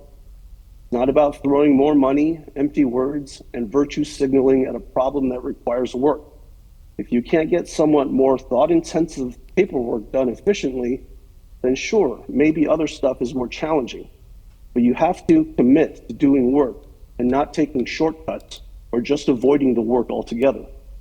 Tonight, we've heard someone completely ignore binding legal precedent and misrepresent public obligations to keep our sidewalks and streets clean in the name of talking more, with some cheerleading for that as well.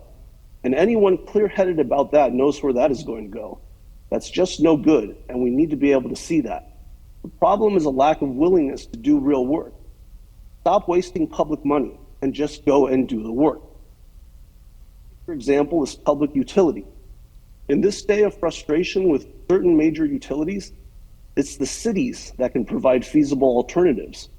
The cities that are truly effective and competitive are the ones that get it done, not the ones that tell you that it can't get done and that we need to talk a lot more. This is just an example, but it is a touchstone. Think about this. A public utility is of great value if you can, say, provide a competitive service to a monopoly, or you can take an innovative idea on things like power storage and get an edge on that, but it does take a lot of work. When it boils down to it, our problems locally and more broadly are about what happened to our willingness and ability to deliver competent, efficient work. Please, get the rocks out. We received our last meaningful award for the CIP budget when I was mayor. Get that back. Stop maneuvering and start doing the work. A park and well-curated connector on our farthest eastern reach will bring people together, much like the astounding success of the library expansion has done. And you can see that, you saw the opposition. People tried to divert that. They tried to sell our water pipes in order to get a brand new palatial city hall. That happened again in the last 2-year term prior to this one. And we need to stop it. Take sense and stop with the paid for concealed lobbying and just go ahead and do the honest work. Thank you.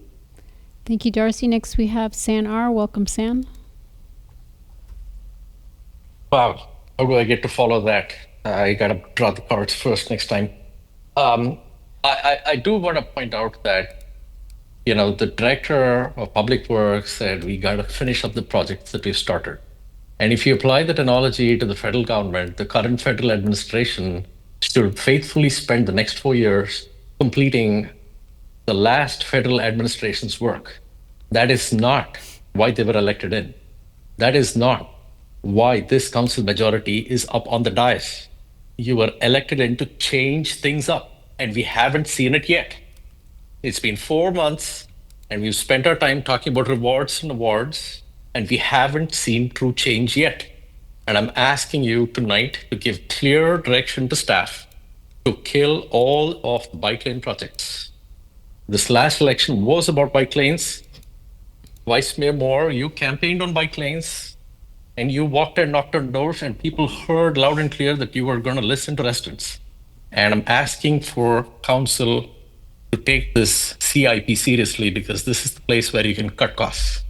If you go back and look at the budget annually for CIP, historically it's been 7, 10, 11 million over the years. This past year, it's 43 million. And yes, we may say it's offset by grants, but we don't know the status of these grants. We never hear back at council on whether these grants came through. We talked about the PV system design, and at that time, I called out that these grants were not going to be coming. And now we see a table where all of the other tables have grants called out, but the sustainability projects do not have grants called out. And then this fine print after the table that says 1 or 2 of these may not have grants coming. This is not new. We knew this 3 months ago. I'm asking you to cut the sustainability projects right now, and asking you to cut the bike lane project right now. We have a 43 million allocation to CIP that we cannot afford, when in previous years it was 7, 10, or 11 million. We have never in our history allocated 43 million to CIP, and we cannot afford these large projects. And I'm asking you to cut the hopper fleet at CSC. You've received an incredible amount of written communications, and hopefully council members are taking the time to read that. Please do not spoil a good thing. CSC gets over 1,000 people attending every day. There's no parking at CSC. And if you needed to park somewhere, either use Dianza or use the Public Works Service Center. I urge our department heads to really read the mandate of the voters. And we have department heads that do that today. Finance is an example. They listen to the community and they pivot. And we'd like to see the same across our departments. Thank you. Thank you, San. Mayor, no additional requests to speak on this item? Okay, thank you. Let's bring it back. First, can the staff answer some of the questions brought up by the community member? I think one is SV Hopper EV parking at Sports Center versus Service Center. I think the staff has provided some answer to me earlier. Is this working? Yeah. Yeah, and the parking impact. Yes, there was just a question broached to me about can we park the vehicles for the hopper at the service center, and the answer is no. We don't have the space there. We're already very tight at that location. So the answer with respect to space is no, but additionally, we don't really want to have non-employees with access to the yard, the equipment, the materials there in off hours. So it's a dual purpose for the service center. We are looking at that small section of the sports center that is beyond the gate adjacent to Snelling, so there is access off of Snelling think there's like 19 spots there. We're probably looking at somewhere around 10 to 13. Staff looked at a number of locations throughout the city. We needed to provide electric charging for our fleet.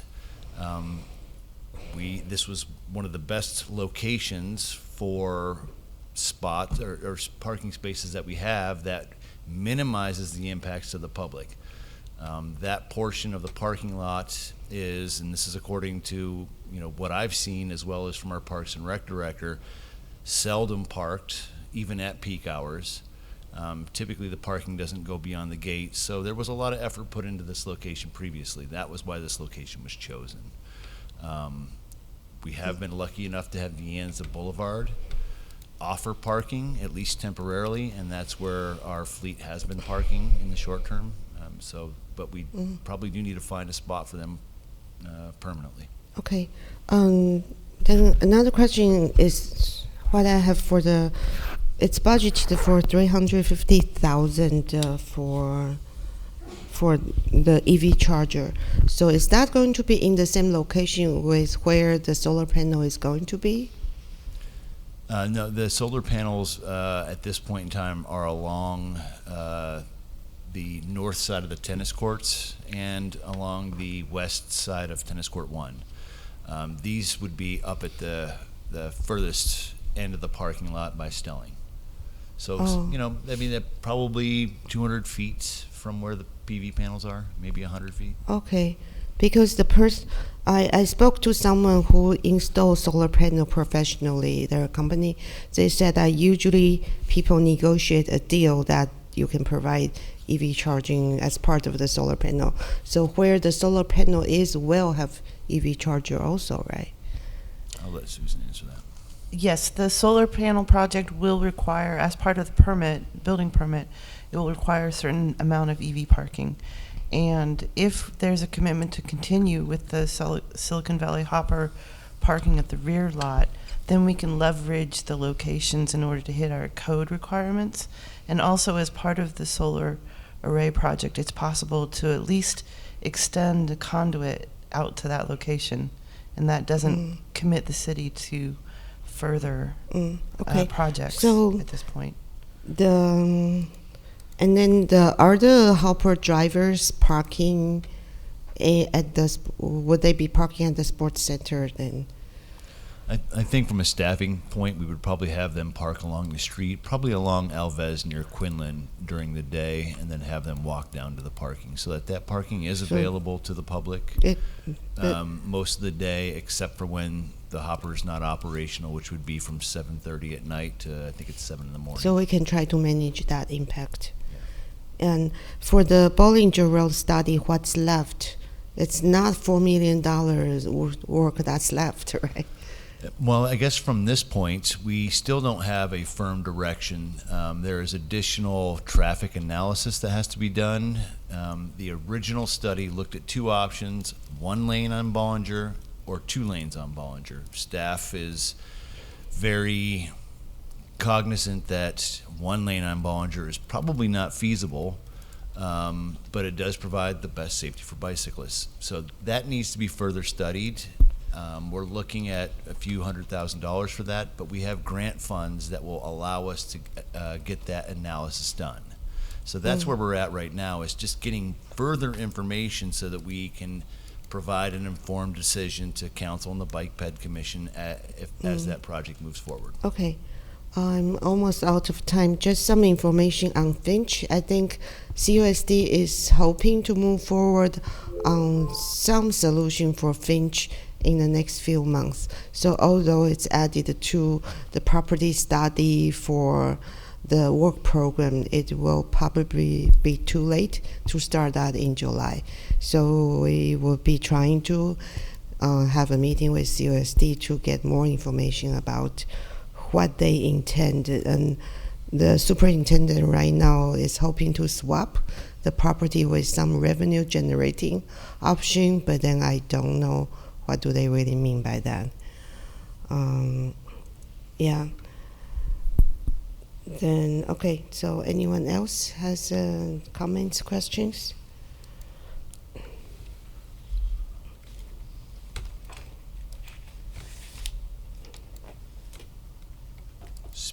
was perfect. No, so are we ready for a motion? Okay, Councilmember Mohan, yeah. Quick question, the restrooms at Blackberry Farm, one of, on your report you've said that it's really in bad condition, I know that.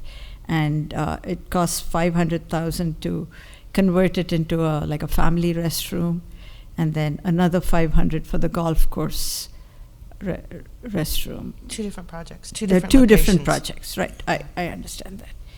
And so we haven't done anything about it for a long time, it's not part of some maintenance or? The improvements that are necessary there are ADA improvements. That's why, I mean, going in and just fixing up something, there's kind of a threshold that you can do, you know, just standard maintenance. But once you go past a certain threshold, it's ADA requirements, and those involve ramps, really kind of redoing the entire bathroom. It's not just a remodel, it's a re-bathroom, I guess, for lack of a better word. Susan can probably talk to it way better than I can. You're doing okay. Okay, thank you. Anyone else?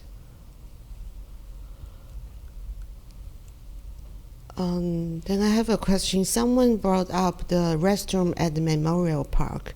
If we to face the design for Memorial Park, so how is the condition for restroom in Memorial Park?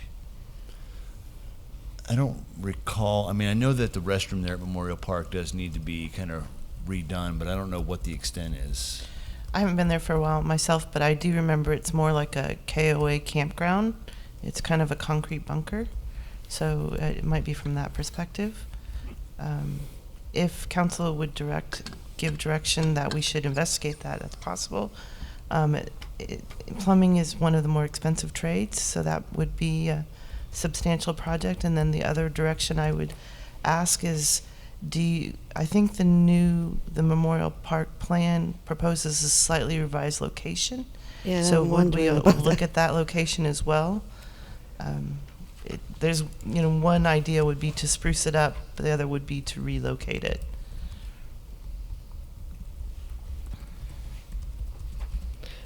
Is it more expensive to put it at a different location because that means you need to redo all the plumbing? It depends on the location that you're moving it to. If the proposed location has plumbing, that would be fabulous. If it doesn't have plumbing, which is probably true, and not just clean water, then you would be spending more money to bring utilities to that location, including power. Okay, thank you. Anyone?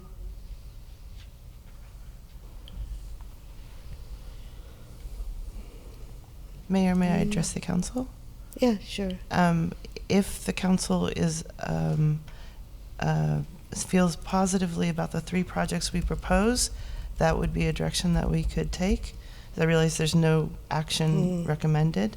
And if there's further direction on any other proposals or projects, that would be great to include in your Through the mayor. actions tonight. Okay. Councilmember Wong? I don't know how the other council members feel, but if there are any projects we can cut, I think that's the direction I would like to take some of these, especially given the fact that some council priorities have changed and that some of these are impacting a lot of things where residents are complaining about, whether it's traffic flows. I think those are some of the areas, but I would love to know what projects we can cut given the change in council priorities. And if I may address with that, I don't know that we have the action to defund projects tonight, but if council wants to consider that, I guess what I would request is, provide us a list of the projects you'd like us to look at so that we can come back and state this is what the economic impact of that would be.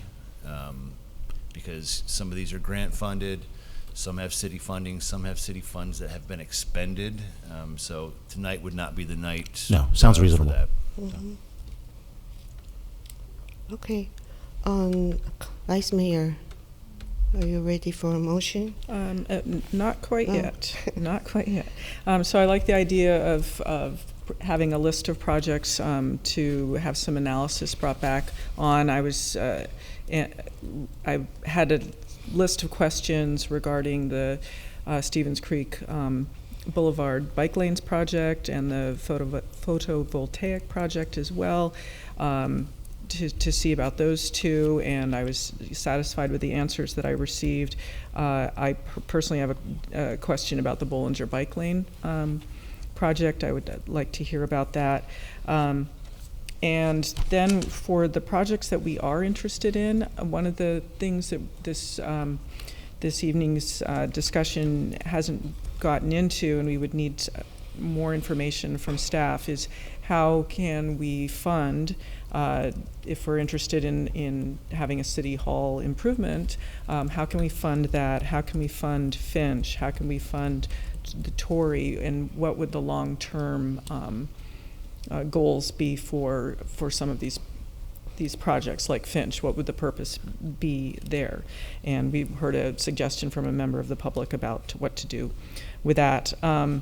The one thing that we don't have much insight to with regards to our capital program, our capital budget process, is how things are being prioritized. In doing my research on the capital budget process, because we have, as I've mentioned earlier, the audit committee, which I'm assigned to, has the budget format review as one of their tasks. So in looking into this and seeing that yes, indeed, the capital budget is part of the city's overall budget, and it should be approved at the same time as our budget as a complete document, and that's what we're moving towards. So hopefully next year at this time we'll have that underway. But in looking at that, we have a number of sources of information that have come from Moss Adams and Baker Tilly, and also staff provided the CSMFO budget awards program criteria for what that all entails. So one thing that we need to know as a council is what are the components of the capital budget that we should be looking for in general, and then we can make decisions about what parts we believe we want to see in the operating budget or the capital budget, and really listen to staff about where it makes more sense to put items, such as earlier on I mentioned the ERP system. Personally, I would leave it in the operating budget, but case can be made that you move it to the capital budget. So I would like to hear more about our prioritization process and have some more insight about that in the future. And the reason is that what we don't want to see is for the prioritization to be flipping around and changing from year to year. We want to have that consistency so we can plan, and that when there are changes in the council, that projects that have been many steps down the road towards their completion then get all that money's gone and the project goes away. So we want to have that nice stable consistency moving forward, and that we all understood what the prioritization looked like to get that order in the way it was. So there was a mention about when grant funding comes in, it can move a project to the top of the line, and people find that can be surprising when that happens. So overall, I'd be interested in seeing information about Bollinger, Finch, City Hall. I've already received some information. I already mentioned about the PV system and the Stevens Creek Boulevard. I think that could all be shared with the council. And I would like to know what the fellow council members have as an idea for when you would like to have this information. Because it doesn't sound like we're in the position to defund something this evening, but we can make a recommendation to have that information come back, and then we make an evaluation and make a decision based on what we're being told about what would happen if you were to defund Stevens Creek Boulevard bike lanes, for instance. Through the mayor, just real quick, on something like ERP, and we can check with Director Alfaro on this. I believe an ERP project is a operational expense, so you're not going to get much on the CapEx side. So I think someone can double check that. But large installations of hardware would be CapEx, just in case. So. Through the mayor. So some of the things that, some of the decisions the council in the past has made included making the street pavement maintenance and the sidewalk maintenance, making that a special project because they wanted to have it highlighted more. An alternative way to get it highlighted more would be to put it in the capital budget, but because I'm being told it's not a capitalized item, it really belongs in operations. So that all of that kind of knowledge we need to be aware of, and I'm hoping it's, as this goes back to the audit committee, that those things can be discussed, just kind of like a study session. I hope those could be put in the 5-year budget plan on the pavement improvement, light, street light, because those things are, I think a few years ago it were not there. And at one time, council started to say let's allocate an annual budget for street light. And then it continued, but we don't see that. So I don't even know if it's continuing.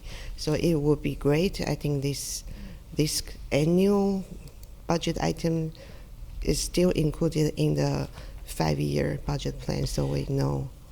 If I may, I think there's a slight point of clarification needed. There's the capital budget and there's the capital improvement program. The capital improvement program is one part of what Vice Mayor Moore is pointing towards, is we need more clarity on the overall capital budget. And the 5-year program that we're discussing tonight is only the capital improvement program. Now, as part of looking at the bigger capital budget, it might make sense to include the streets, streetlights, other things in the capital improvement program. But there is, presently those items are in the operational budget for a reason. Not to say it always has to be that way, but that was the decision made years ago. So right now, the visibility for those is in the operational budget. Yeah, I understand. So I think, I hope to see a 5-year budget plan that include the capital improvement projects and also operating items that's an annual investment on these, so that so we have a more clearer picture of all we are spending on capital projects, whether it's a CIP program or it's a capital budget. And maybe you could have different color for them so we know which is which. It could be separate. But then I think we will have a fuller picture about how much we are spending on. If I may, Tash, to clarify, I believe what you're asking is for a clear view to the capital budget that includes the CIP and all these capitalized items. Yeah. Yeah. A 5-year plan for that. Correct. Council Member Wong. Yeah, Mayor, real quick, I want to double check on the agenda. There's no action to motion anyways. It's just a study session, is that correct? It's just that, I think. We're not even like trying to receive a presentation and approve it, right? That's true. We can still give direction with a motion. So I'm ready to propose a motion that we include the 3 projects proposed by staff in the 2026 CIP program, and also include the City Hall Annex. I'd like that to move forward with $8 million allocation. And then the City Hall renovation will come back in November, including financing options. And then the staff would bring back information about potential items to consider for either removal or reduction in scope based on council input today at the meeting? Or do anyone want to maybe request some items after tonight's meeting? Mayor? Yeah. I am a little worried about the agenda item as it's presented. We really aren't in a position to making a motion and voting on a motion, but we are here to provide input to staff, just identifying that. Okay. I think we sometimes do also have motion with when we give staff input, so it's more clear.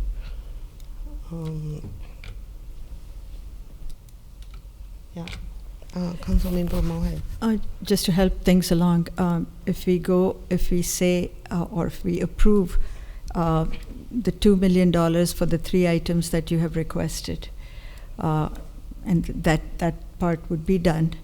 And if you have any other, with the understanding that the City Hall project would be brought back to Council in October or November, as Director Mosley mentioned, and we would come back at a date uncertain about the defunding of possible projects, then at least for tonight's purpose, we can just go ahead with the $2 million, approving the $2 million for the 3 critical items that staff has indicated. And maybe if someone else, if you want to add some item, this would be the time to do it. And having said that, I would like restrooms in all the parks to be upgraded. So I would like $1 million to be added for the 2 restrooms indicated for the Blackberry Farm and the golf course. So that would be $3 million, which we would decide upon today, and everything else, the City Hall would be in November. The defunding would be at a future date, and yeah, and then we could talk about the Finch property when that materializes. I do not support the Blackberry Farm item because I think we have spent quite a lot of money on Blackberry Farm swimming pool. We just plastered that. So for me, I think we do need a motion that the 3 projects proposed by staff and the City Hall Annex with the funding allocation. And I think the staff does need direction for the City Hall renovation to come back in October or November, right? Direction would be helpful, I believe, just to clearly state that Council wishes staff to investigate the renovation project.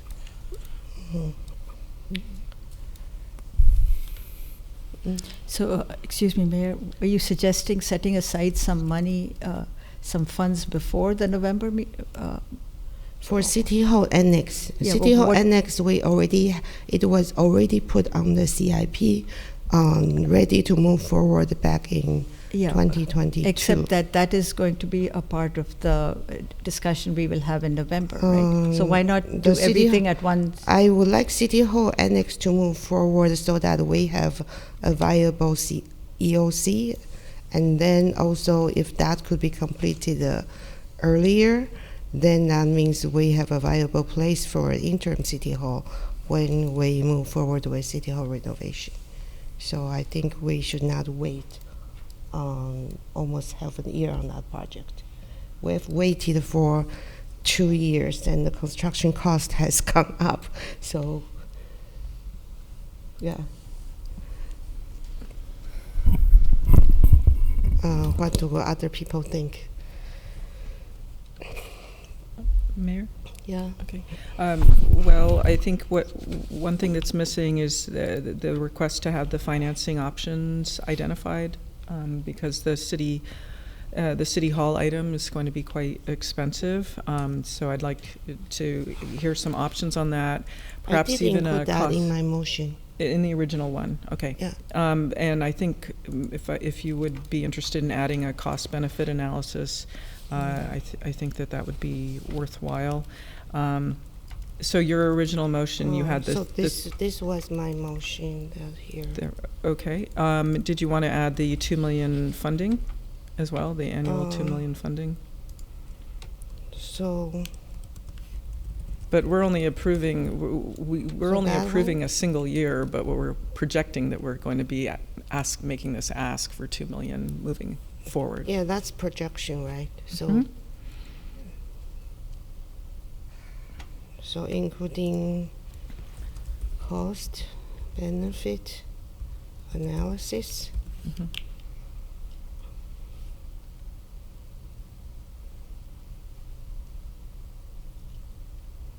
And I personally would like to, I don't know that we need to, we probably do need to direct this, but to make sure that the capital budget format goes to the audit committee for consideration, since there is some interest in what the components of the capital budget are. And just providing some, public engagement in education about the capital budget, because we haven't given it as much attention as we probably should for what makes up the capital budget and the CIP, and so that everybody's really familiar with all these descriptors. Okay, thank you. So, so this is the motion right now. I'll second that.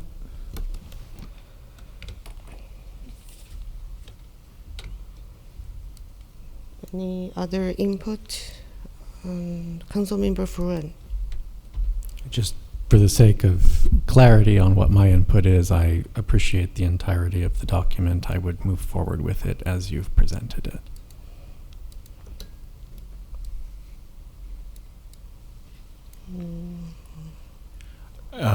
I would. Oh, go ahead. Please go ahead.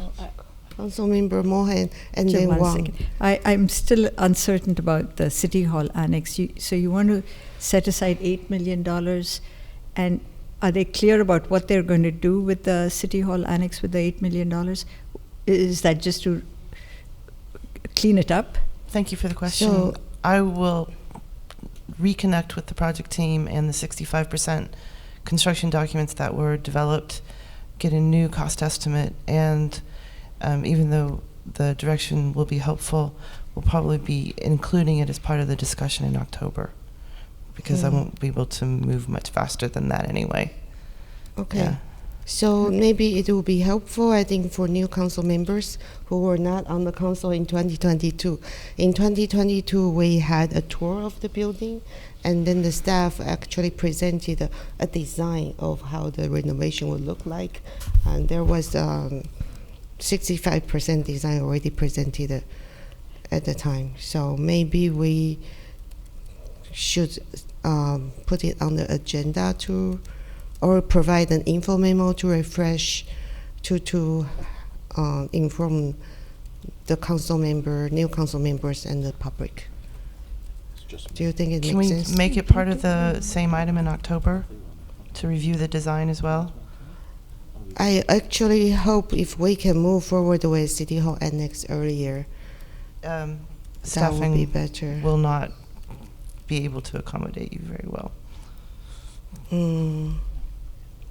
I'm just trying to be realistic. Yeah. Okay, but we can still allocate the money now, right? Yeah. Yes. And it's worth noting that either or both of those projects requires an additional staff person. We'll go back and just tighten our numbers, but I believe then we'll take that as direction to include that as part of the annual budget. That is probably needed. We need to get the retrofit finished. Councilmember Wang and Councilmember Fruin. I would like to add a date to when we actually propose items to be considered for removal. I'm hoping that we can do it by the April 15th council. So that would mean we have to work back to that Thursday. So Yeah, that we might wouldn't be be able to do too- April 15th. That's too fast, yeah. We might be able to do May. May May. 6th. Mhm. Okay, May 6th. All right. And the direction I've heard from council informally to date is Bollinger Road. Other projects you want us to investigate? There are probably a list, but that's probably on the top of the list. Let me pull up some notes quick. I could give you some other ones that people are talking about. Let's see here. Stockmeyer House, Blue Pheasant. I think that's one of them. We are talking There's no about funding currently There's no funding funding there. project, Okay. yeah. So looking at some. Let's see. See, if you look at the presentation, the list of existing projects, that might be helpful. Yeah, I mean the EV charging ones. So. Yeah, the very colorful page. It's a very nice, colorful page. Yeah.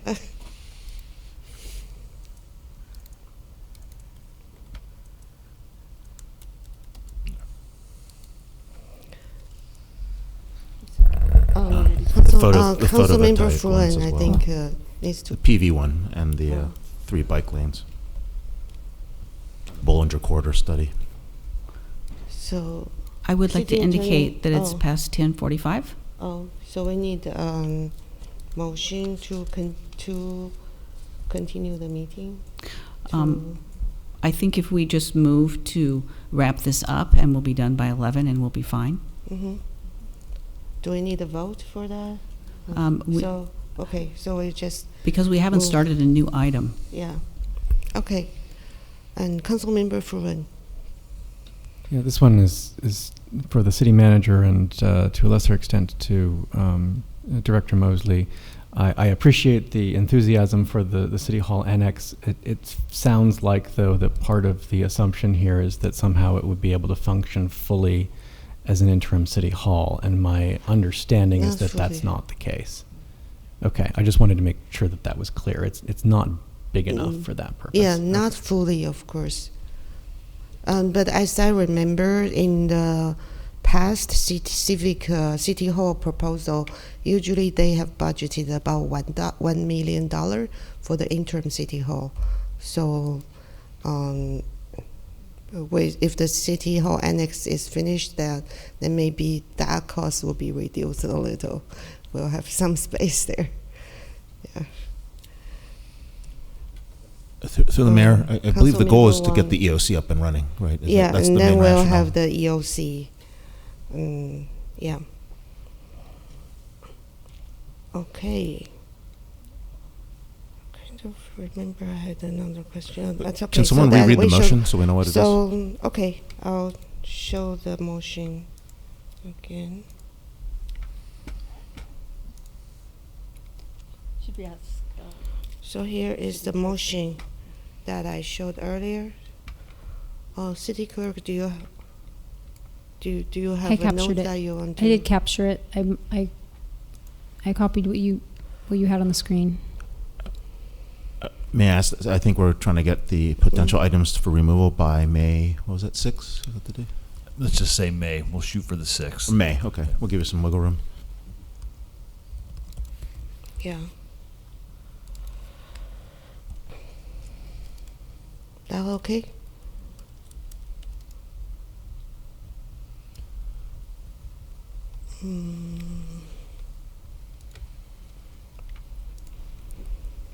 Anyone would like to make short comments, we can still accommodate. Call the question. Okay. Councilmember Mohan. In my last chance here. If we didn't put the dollar amount for the City Hall Annex, I'd be okay with it. Because we're not really doing anything with it till November. So we're just locking up $8 million. We don't really have a plan because we're looking at 2022 and a new revised plan will be coming to us anyway. So I think it's a little premature to put in $8 million, which which That's may not make sense at this point. That's Because if what we have the to do it, staff we'll do has in it. the budget. What do other people think about it?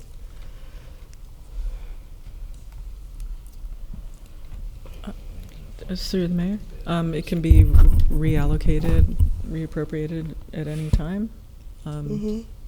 Yeah, so Just- allocation doesn't. Wait, We believe we have enough funds to get the project to 100% design, at which point we could put it out to bid, actually get real numbers, and then come back and request funds based on actual bids from a contractor.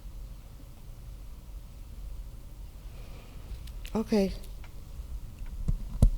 So you are okay with not allocating funding now? So move forward with 100% design. I'm okay with that. Yeah.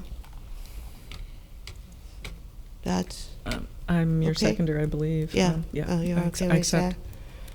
that? Okay. Can we just look at it again? Oh, yeah, sure. Let me share. I'm not sharing now. Yeah. There. Yeah, this portion.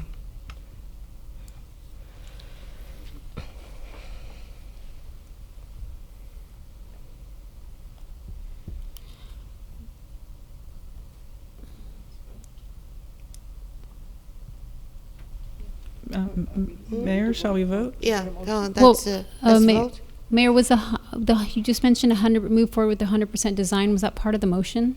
So it's changed from the budget Oh, allocation okay, I missed that. to Okay, 100% design. Very good, thank Yeah. you. A design? I don't know. The vice mayor It's seconded that, the it modification. seems Thank you. Just so they can get it. they usually have just one design, I think. 87.5. That's right. Yeah. Are we calling the question? Okay, let's vote. Okay. The amended motion carries with Rowan voting no. Yeah. Mayor, I move that we suspend the rules that we cannot start another agenda item in order to look at future agenda items with regards to McClellan Terrace. Okay. You need a are vote you of three. making a motion? I'm making a motion that we suspend the rule not to entertain another agenda item in order to look at future agenda items. I'll second. And we also need to extend the meeting to Yes, we do. I mean, if the vote, 11:30, right? we can do that all in one. Yeah. Okay, so- and that we extend the meeting to, I'd actually want to go to 11:15 and be wrapped up. Yeah. I'll second Okay. your friendly amendment. Thank you. So let's vote. Which one are we voting? To consider future agenda item and extend the meeting to 11:15. Are we doing the discussion for McClellan Terrace now? She will propose an item, not discuss. Just propose a future Okay. agenda item. Okay, it shouldn't take 15 minutes, right? It shouldn't. Yeah. Okay, all right. Shouldn't. Okay, Yeah. got it. Okay.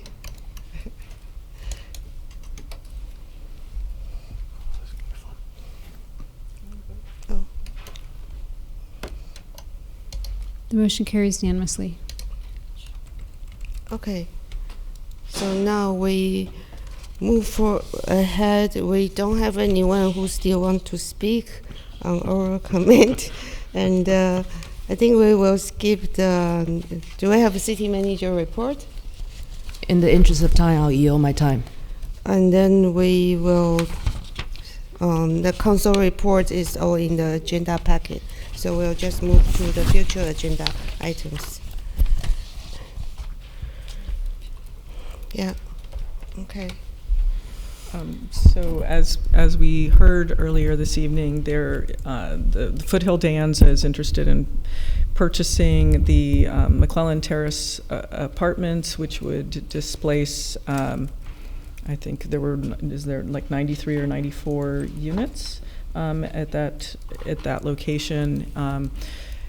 And I'm interested in seeing if there's something that we can do in order to assist the residents there.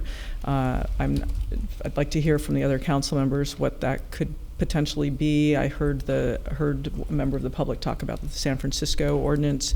That might be something we're interested in.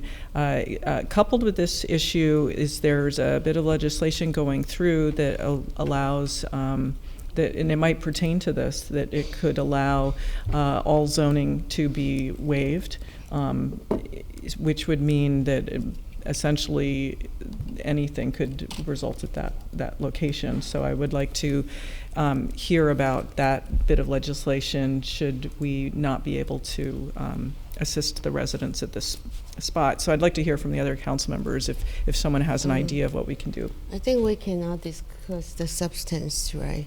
That's true. So we should just be listing you, shortly the agenda items. Maybe you would like a study session on potential student on the multifamily apartment converging to student housing issue. Can we do it? And then that agenda item will include the existing proposed bills on student housing, and also maybe San Francisco Muni Code on student housing, and maybe Berkeley. I think they have some Muni Code on student housing. So we have a study on what other cities are doing on student housing. Thank you, Mayor. I think you stated that very well. Yeah. So that I don't think you need a second, but I second what you're suggesting. That makes sense. Anything Absolutely. else you I would add like like to study? study option. Yeah, study option for an ordinance that would actually address this. So. And so including potential ordinance to Including potential ordinances. So the city council has control on such converging. Yeah. Okay. Correct. Yeah. So do I understand this to be a list of things to come forward in the future, like ideas for items to come forward in the future, or do you plan on One study voting? Voting these. Do you plan on moving and voting to require these be on the agenda? So one study session that include this list of things we can discuss and study, and maybe consider a potential ordinance on student housing, so the city has more control. Through the mayor, I think I can answer that question. So we're currently tracking the TBD list, and we'll go ahead and add it to the list and then bring it to council for consideration at the next meeting to see if this needs the full development by staff to come back with this list of options that mayor's talking about. I don't think this should be added to the TBD list. I think the mayor can decide to agendize it if I want, per the council procedures menu. Okay, but I apologize. That depends on the city attorney's time. And so that's why I'm wondering if we really need to have a motion and vote on these items tonight. That they be added to the list. Instead, we could have a conversation about what should be on the list. Good idea. That's, do we have voted to agendize this item? Yeah. So we don't have to. Right. Yeah. So do I make that motion that I mentioned to agendize that study session to study the list of items I mentioned earlier, and including consider potential ordinance for student housing, so the city has control on its use and the impact. Through the mayor, if we have a council, if we have a majority vote to agendize that, is that a way that we can not do the TBD list, which is going to stall this out way too long? Because this process, they're in process right now. And yeah, I think that's the idea. We'll just vote on agendizing the item. Okay. Yeah. Okay. It's the future agenda items. I'm sorry. I'm questioning whether or not there's a legal matter to be voted. It's not on the agenda. It's under the future agenda item. It's where we can vote on agendizing. I'm gonna Yeah. Well, so once it's on the agenda, then the public knows that it's on the agenda and they can show up and participate in public comment and witness the debate. So that's what's required by the Brown Act. At this moment, we're not voting on the agenda item itself. We're just voting on whether to add it to a future agenda. So I do think that it's appropriate for a vote in that way because we have future agenda items identified on the agenda for tonight. But I would, yeah. Yeah, and also in the revised council procedures menu, I have requested a document of a list of future agenda items to be included in agenda packet under this item, which means it will enable the council to vote to make sure we have majority will to agendize an item. Even though the mayor can agendize it, but then it's better to have that majority, especially if it requires some staff time to study. Yeah. Okay, so is the motion clear? City Clerk, are Yes. you clear? Yes. Okay. Yes, Mayor. Can Any- someone read the motion? Could you read the So- motion? The motion is whether or not to add it to a future agenda item, but it's a study session on multifamily apartment converging to student housing issue, on whether or not the city can do it. And then that agenda item would include existing proposed bills on student housing. And it looks like a comparison with other jurisdictions such as San Francisco and Berkeley, and their municipal codes on student housing, and to consider a potential ordinance for student housing so the city has control of its use and impact. Yeah, perfect. Yeah. So, do you have a date in mind, and who is going to be doing this, the prep work? The city attorney, I think. Or maybe planning work. I would suggest that we be careful about putting a specific date that it comes back, because it is a lot of work, and I want to make sure that the city manager and the city attorney can work with staff to prepare it in a timely fashion. But I think asking for a specific date makes it difficult to come back in time. So that won't be part of the motion, but you would like some idea of how long this might take? Because they are already in escrow, right? Yeah, I definitely heard the public comments today, and I do understand that it's a pressing matter. And I'm sure the city manager understands that it's a pressing matter as well. Okay. Councilmember Wong. While we're voting on this motion, I think it would be prudent to let the college district know that we're heading in this direction, so that whoever's in escrow knows that this could be an issue. Okay. Do I reach out to them? Somebody should. But don't put that in the motion. I'm just saying that if you're going to do that, that'd be something important as part of this discussion. Okay. Are we voting? I guess I will reach out to them then. Yeah. Okay. Any other comments? No, then let's vote.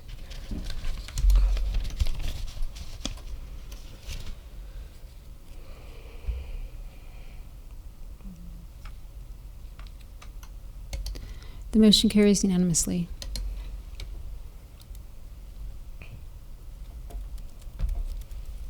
Okay, so the meeting is adjourned. Mayor, did you want to adjourn? In memory of, thank you for the reminder. Yes. Thank you, city manager, for the request. I have that, okay. The city council meeting is hereby adjourned in memory of Ty Blomquist, a dedicated and maintenance lead worker who faithfully served the city since 2000. leaving a lasting impact on our community through his hard work and commitment.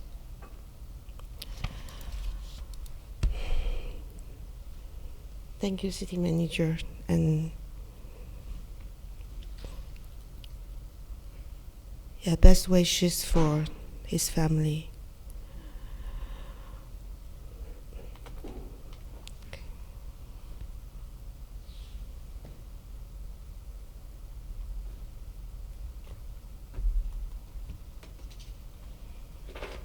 So then adjourned.